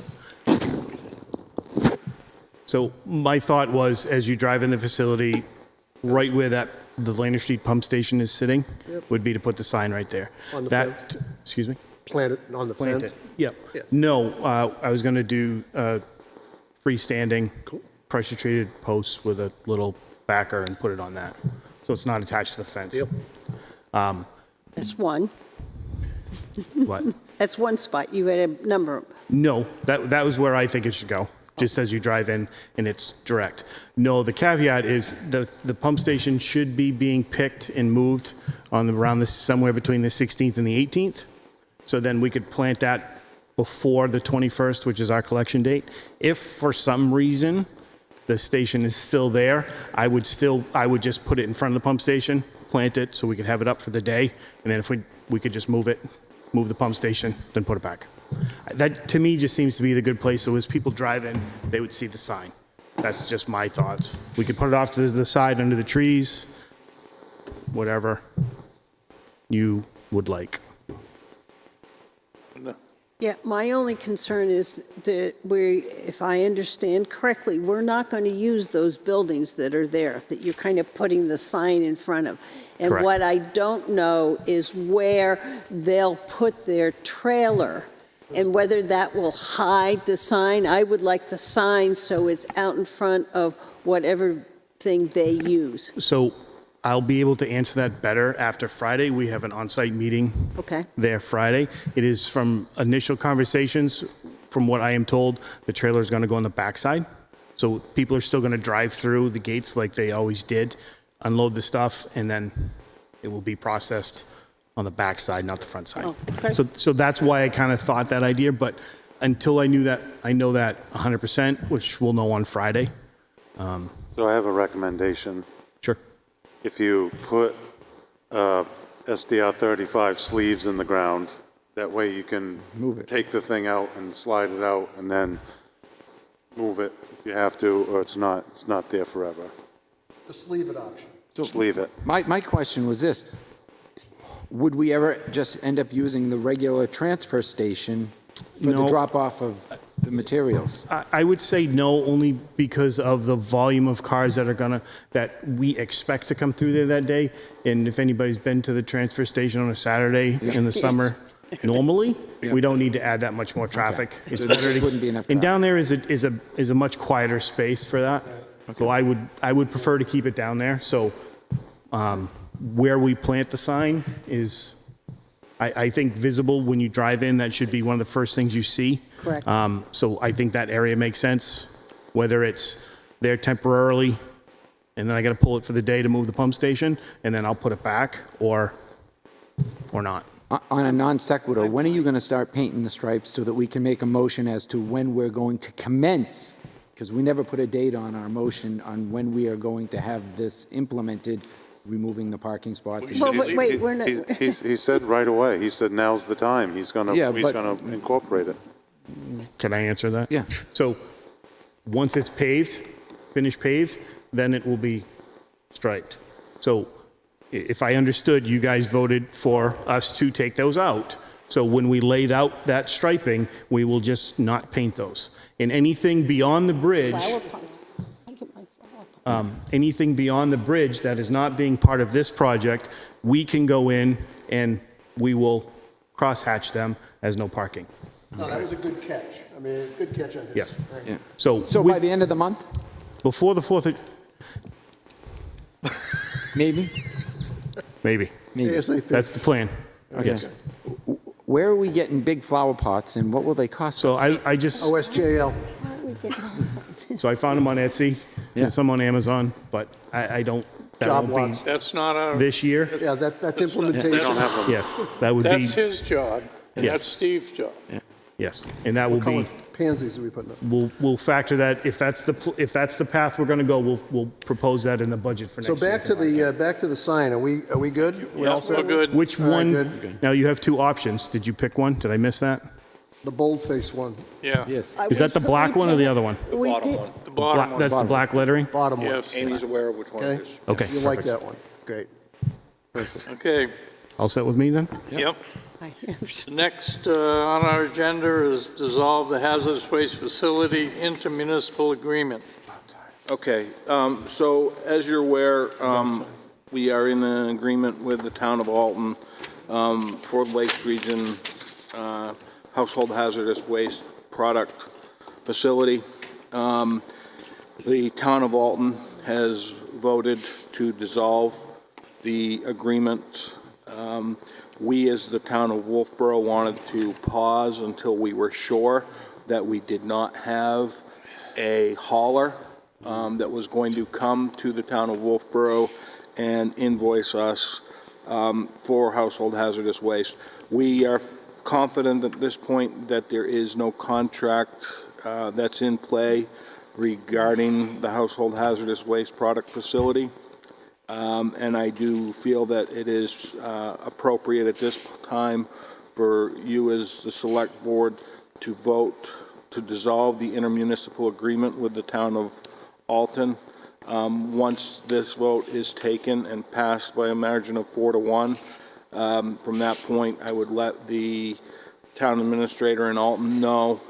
We would work to finalize the balance of funds, which you have in your report as of the end of April.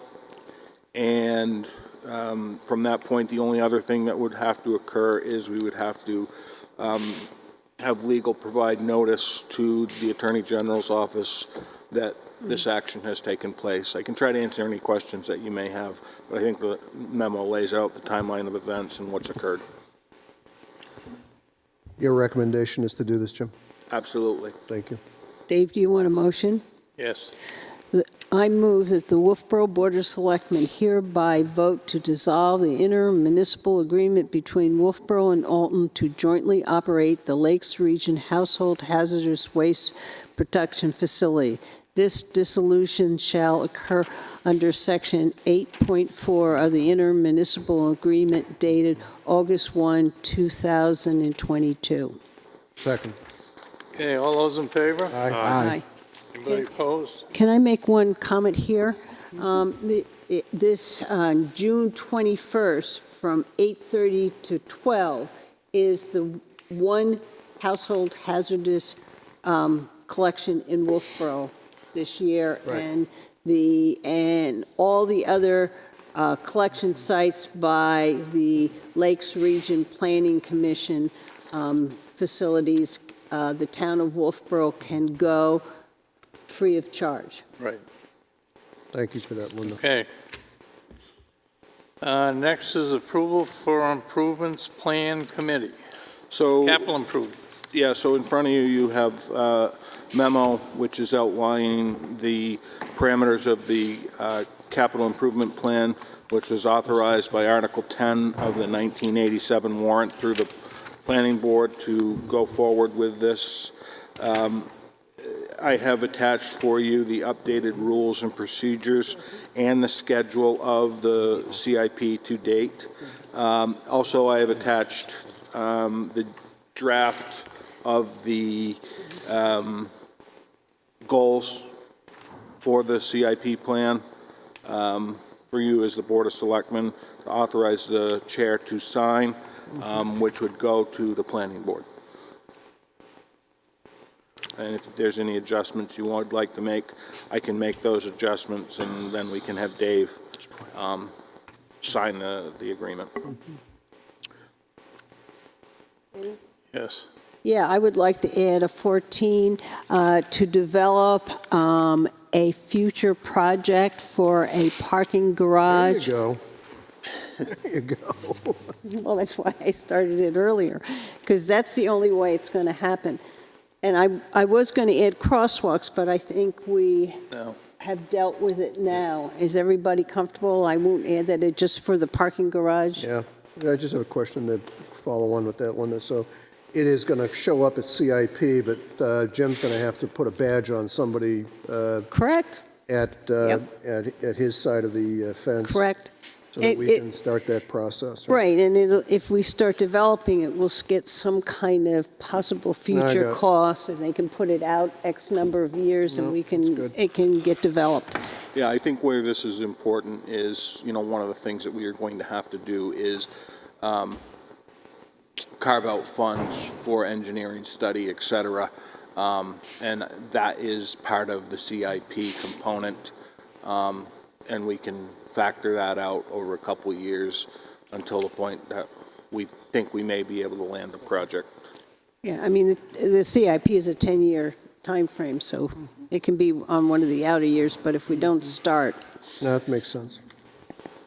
You don't need a motion for that, do No, you? we don't. Okay, good. And next on our agenda is Wolfeboro Waters Assessment Subcommittee, Yes. 2025 goals. This is really an informational piece for the board. I provided the October 24th Wolfeboro Waters Subcommittee report so you can understand what the assessment subcommittee did over the last year. And the reason I'm bringing the work plan forward and its goals is because it's the assessment subcommittee that uses most of the funds allocated for Wolfeboro Waters for supplies, equipment, and the testing of water. All the collection of samples, stormwater gauge setups, all the committee work is done by volunteers, and in fact, the equipment for this stream testing was paid for by a generous gift by a citizen. And the first one was establish procedure to coordinate the collection of samples during suspected blooms in the watershed, identifying volunteers to collect samples for each water body and a chain of communication. The board has already approved the cyanobacteria identification and reporting protocol. I would also like you to know that, again, the fire department has provided a space for the Wolfeboro Waters refrigerator, which stores samples until the samples can be picked up by DES or volunteers take them to DES. It also is a space for the town's flowmeter, test strips, and other equipment, so all associations can use it.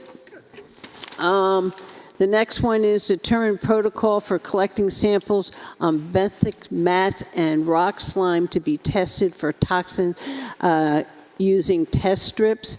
This is a new area for toxin testing. There is concern that the benthic mats, which can be stepped on by citizens, can float, can end up on shore, and can be eaten by animals, may contain cyanobacteria that has toxins.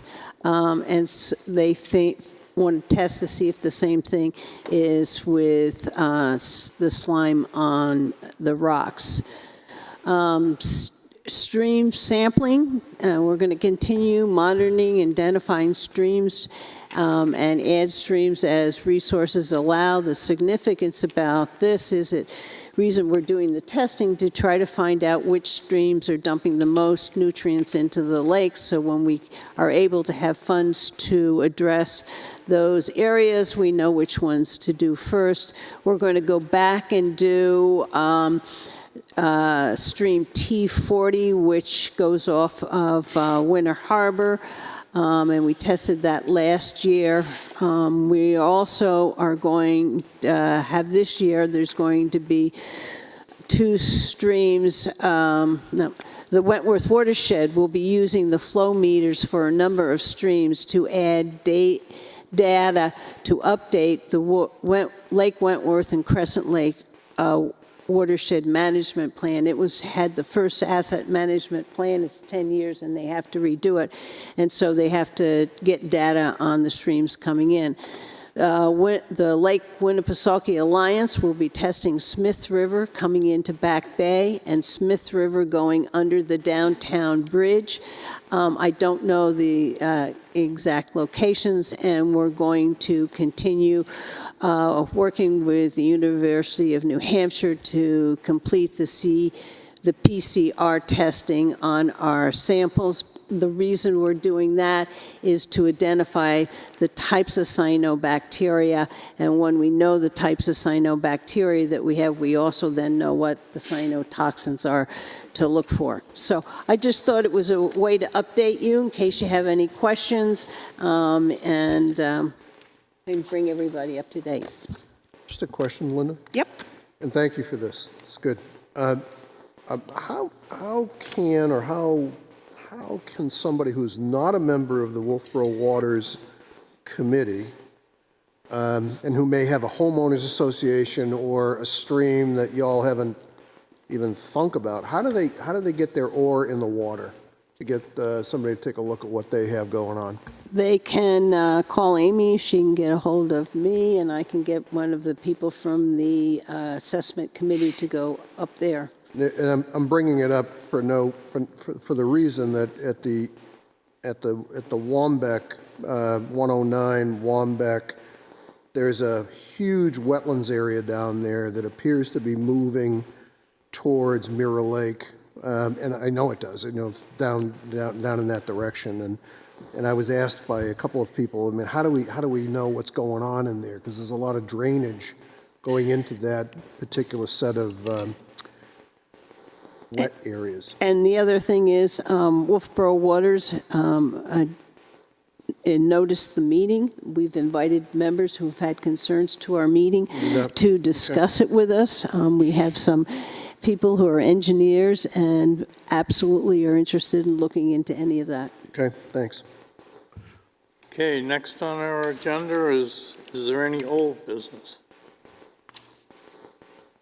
Any other business? Yes. Monkey business. I have a little bit. So I met with a woman, Sandra Wentworth. Sandra sent an email to all the board members and the town manager and Steve Randall about having a drainage issue. I believe she's on Haynes Hill, and she has a house on Back Bay. And she said she had great conversations with Steve Randall. He was nothing but accommodating, that he's doing a great job repairing the roads. But she said maybe due to more storms and more things that are happening, she has water that is flooding her property more often. She gave me, we talked for about an hour and 20 minutes or something, and she's hard of hearing, so everything had to be recorded on a computer as we were talking. So she spent 2 hours putting notes together after, and I will forward these notes to Jim and he can forward them to everybody. And all she was wondering is if there is a way to revisit projects when they've been done, and she thought that the road in front of her was done fantastic. If something happens and goes awry, she wants to know, can projects be revisited so that there can be corrections made if something happens, if water is diverted away that they didn't anticipate. So it went back to me thinking about Linda and Wolfeboro Waters and how they have engineers involved and they have experts in the field. And there was a gentleman she mentioned, and his name was Blair. Blair Moody. Blair Moody. Blair Moody. And she said that Blair actually worked on large projects down in Portsmouth, bridges, roads, highways, everything. He lives in town, and he's going to be helping her with looking at her property and what can be done. So it made me think that we were looking at starting a scenic and rural roads committee. It was something that I was toying with. And then, now I'm saying that maybe we should take and just make it a roads committee. And maybe the roads committee can also be involved with capital projects.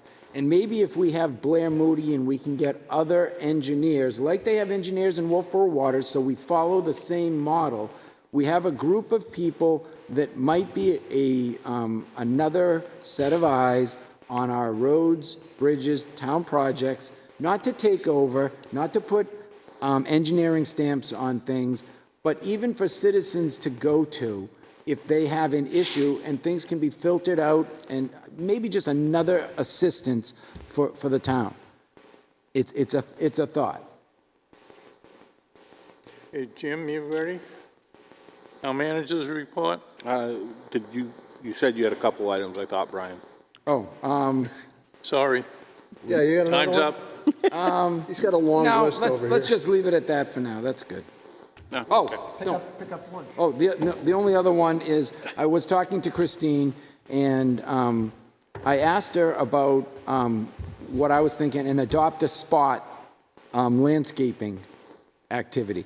And I talked to 3 or 4 landscapers in town that said that they would be willing to donate their time and materials to take areas of town where our Parks and Rec now does all the maintenance on things, and put up landscaping, fill in beds, do things like that, and we would allow them to put a small placard with the name of their company and on it to say, this area is maintained by so on and so on. So Christine said she was going to reach out to Jim Aponis. She's going to talk to him, and they were going to see if there were areas that had high visibility that maybe for next year they could look at and see if they wanted to coordinate with a private-public partnership to get some of the town beautified. I think one of them is by the railroad station, the docks there, that we have 2 trees and there's nothing in there. Jim? Okay, a couple items. First of all, I think we have coordinated, just want to confirm that it's okay with the board, June 12th at 4:30 here to have a joint meeting with the police commission before their meeting. Does that work for everybody?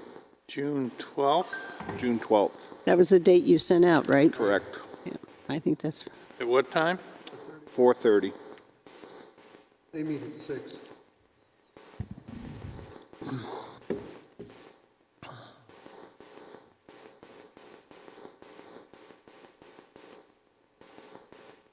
Say June 12th.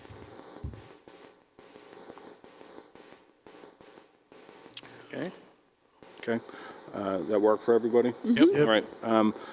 Budget committee, we had budget committee meeting the other night. Mr. McDonald remains the chair, and Brian Black is now the vice chair.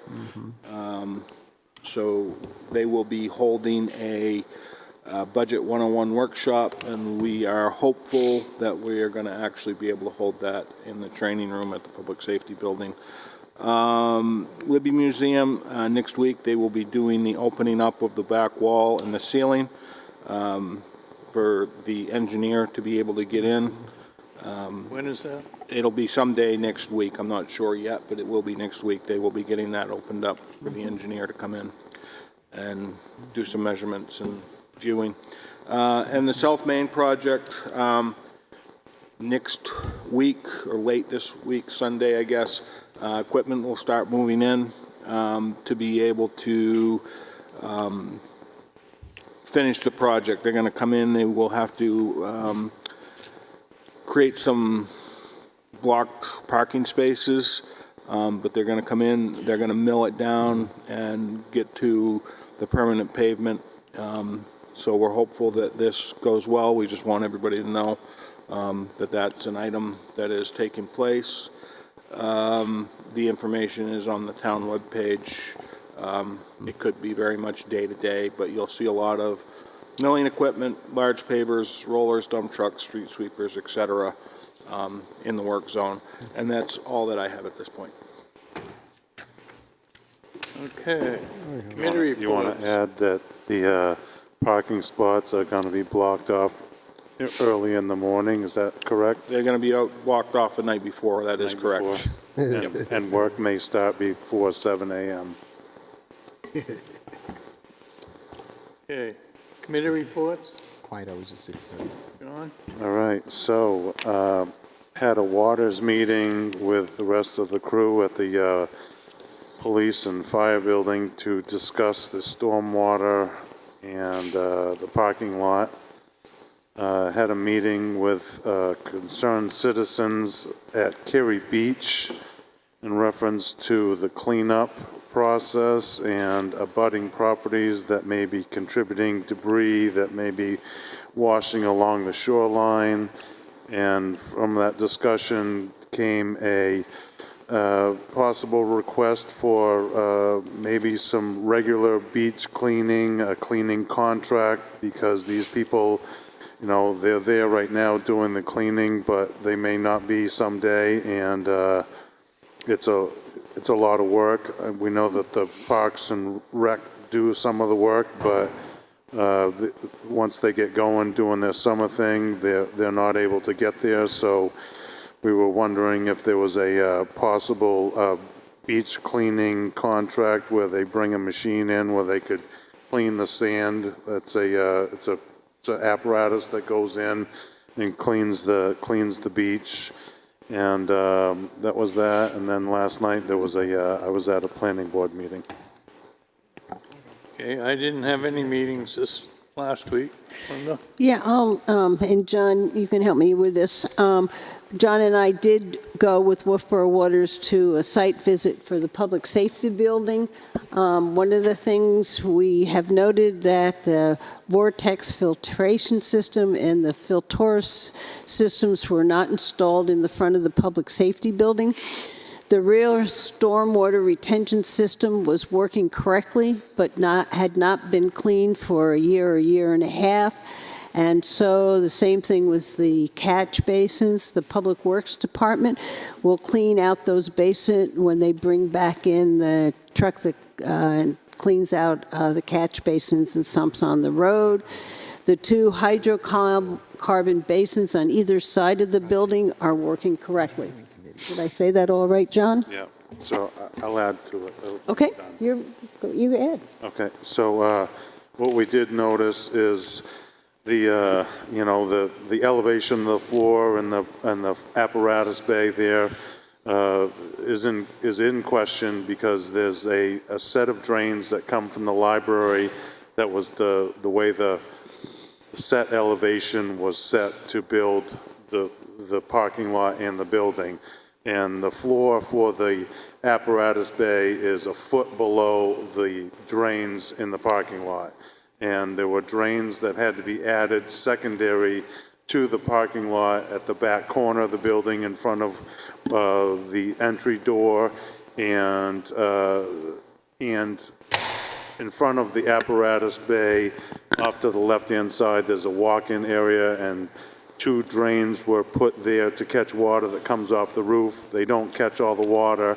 All the water runs down and goes down into the front of the doors and goes in the doors. And at the back of the building, there's a sediment drain basin that was installed. And when we inspected the system to review it as a whole, Paul from Norway Plains was there, and he looked down in the hole and he said, well, this catch basin isn't the right one. It was supposed to be like this one over in the back corner, which was a 6-foot round item, which had a baffle on the front of the 12-inch pipe, which basically kept debris and everything as a like a septic tank baffle where the water goes down underneath the baffle and then that goes into the stormwater system. So there is a question on that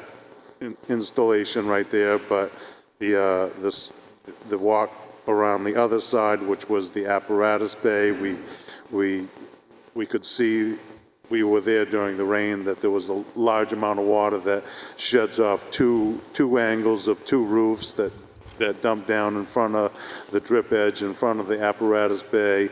And one of the things that they noticed this winter was when that ground is frozen and stuff comes off the roof, that buildup occurs and water backs up underneath the overhang there. So the Paul from Norway Plains was there, and on that left-hand side where that water sheds off the parking lot, there was a jellyfish system that was supposed to be installed on that left side to catch water before it goes into the drain down South Main Street.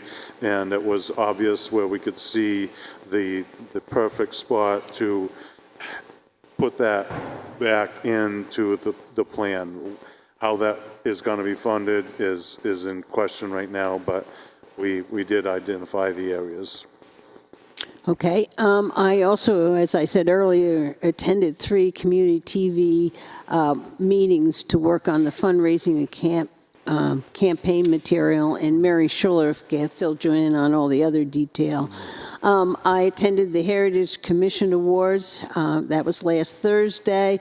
I thought it was a wonderful gathering and done very well.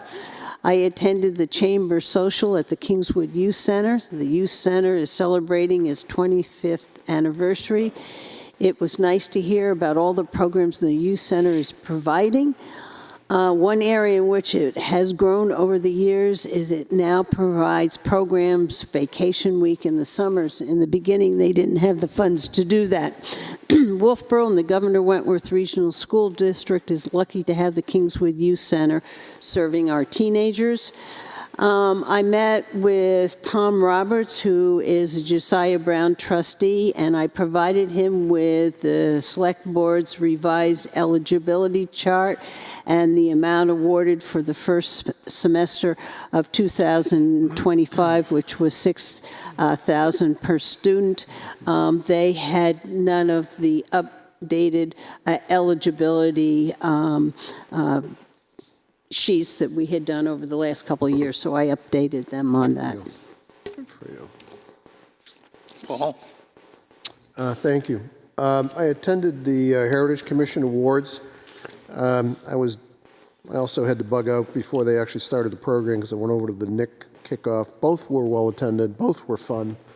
It was great to see people celebrating on both sides, the ribbon cutting at the NIC as well as the award winners at the Heritage Commission. I attended the Budget Committee. As Jim mentioned, John McDonald continues as the chair and Brian Black as vice chair. It was just a kickoff meeting, somewhat inaugural. Nothing jumped off the page. John attended Planning Board on my behalf last night as the alternate. I was there a few weeks ago. Talking to the Libby, we were down to the Libby. We all kind of looked at what's going on down there. I think good progress. Again, the objective of the Libby is not just to fix the back of the building. The objective is to find a qualified operator. That's what we're trying to do. I'm going to have a call tomorrow with the Friends of the Libby chair to kind of check in to see where they are on that objective to try to become successor to that. I'm glad we had this conversation tonight about the downtown parking spaces. It's serendipitous, but I've caught a lot of hey, what the heck kind of emails from folks. Traffic is getting busy. People are moving through town at a fairly good clip. I'm sure keeping their eyes on the speed limit, but we heard episodically that while I'm looking at the sign, I could miss a pedestrian. So I'm glad that we took an immediate approach, and Linda, thank you for saying, we got to also have a long-term solution to that. So I think that's a smart thing for us to do. And the reason I asked Linda is I've also caught a couple of, hey, what the hecks, and not in a negative way, but what about water runoff? I live in a neighborhood, and we all are living in neighborhoods where we're seeing more water running onto our properties And, let's not take our fingers and point them at people, but it is what it is. I mean, Wentworth Watershed has told us we have these 130-year storms. Well, we're starting to see the benefit of that, which is elevated water tables, water moving into properties which heretofore were dry. And so all of that is going to keep our friends at Wolfeboro Waters busy. So that's why I was asking the question of that. And that's all I have to report. Thank you. Brian? So we had our budget committee kickoff. I stayed through the entire Heritage Commission Awards because I'm the You are it. I'm the representative from the select board there. I told you about the meeting I had with Sandra Wentworth. I also wanted to say that I sent letters in to table or kill SB 163 and to take and have House Bill, where are they? House Bill 342, 457, and 685 have our representatives and our senators support non-concurrence with the Senate bills and with these House bills. These bills take away our local zoning abilities. And when we're always talking about how we need smaller government, it baffles me how our representatives and our senators that we elect are putting more power in the state's hands and taking power away from the smallest form of government that we have, which is our municipal and our town governments. So I just don't understand it, and I hope that other select board members reach out when you get this information from the New Hampshire Municipal Association, and it affects us and our citizens. I hope you reach out to your representatives and tell them what you believe and what your constituents feel. So that. I wrote a bunch of those also. I did as well. Respond. I just haven't, but I absolutely agree that. Yeah, that's, I wrote and made a couple of phone calls too. Yep. Any questions from the press, Jim? She's not on.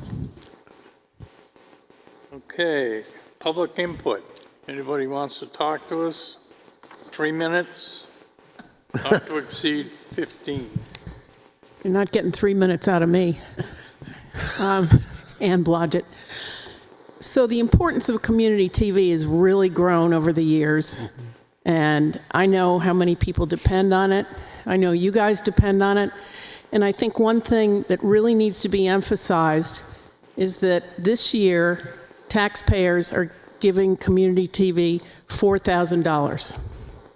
The majority, the rest of the money, is coming from cable franchise fees. So taxpayers need to understand they are not funding Wolfeboro Community TV.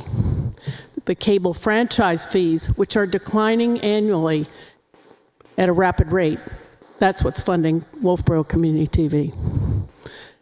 Paul, you're looking confused. Just questioning the $4,000. That's what the books say. That's what I've been I told. can tell you, I can clarify that. We got $101,000 from the franchise fees. It was on our last report that we got, monthly report. And in the budget, we're paying $105,000. So the $4,000 came from the taxpayers, and that's what she's referring to. So the cable franchise fees come to the town, but it's a direct pass-through. Yeah. And the only addition that comes out of the budget, I believe, is $4,000. This year. This year. This year. Because of the default budget. Yeah. So I know it's public input. Can I just respond to that? No. Okay. Not now. anyway, so I think if you guys could clarify that and emphasize that factor, that would really help, because the public needs to know that it's not coming out of their pocket now, so that when we go to fundraise, they'll be thinking about donating. It's not a double dip. Thank you very much.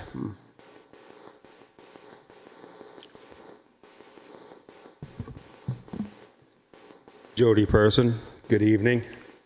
And I am smiling. I'll tell you a quick story. I was at home watching this meeting, and the crosswalks came up in the parking spaces, and I jumped right up because I thought it was going to go this one direction. I said to my wife, "Where's my shoes? I'm going down there." So I came in here pretty hot, but then I sort of want to thank each and every one of you, from my heart, that you really jumped on that. I've talked to you over the years about it, but I think Shannon came in and really did a good presentation, which really helped a lot. And I just wanted to give you, each and one of you, a real thank you to jumping on that and getting on it. And that's it. Thank you. Thank you. Wow, get a picture. Somebody want to make a motion to go into non-public? Second. All those in favor? Aye.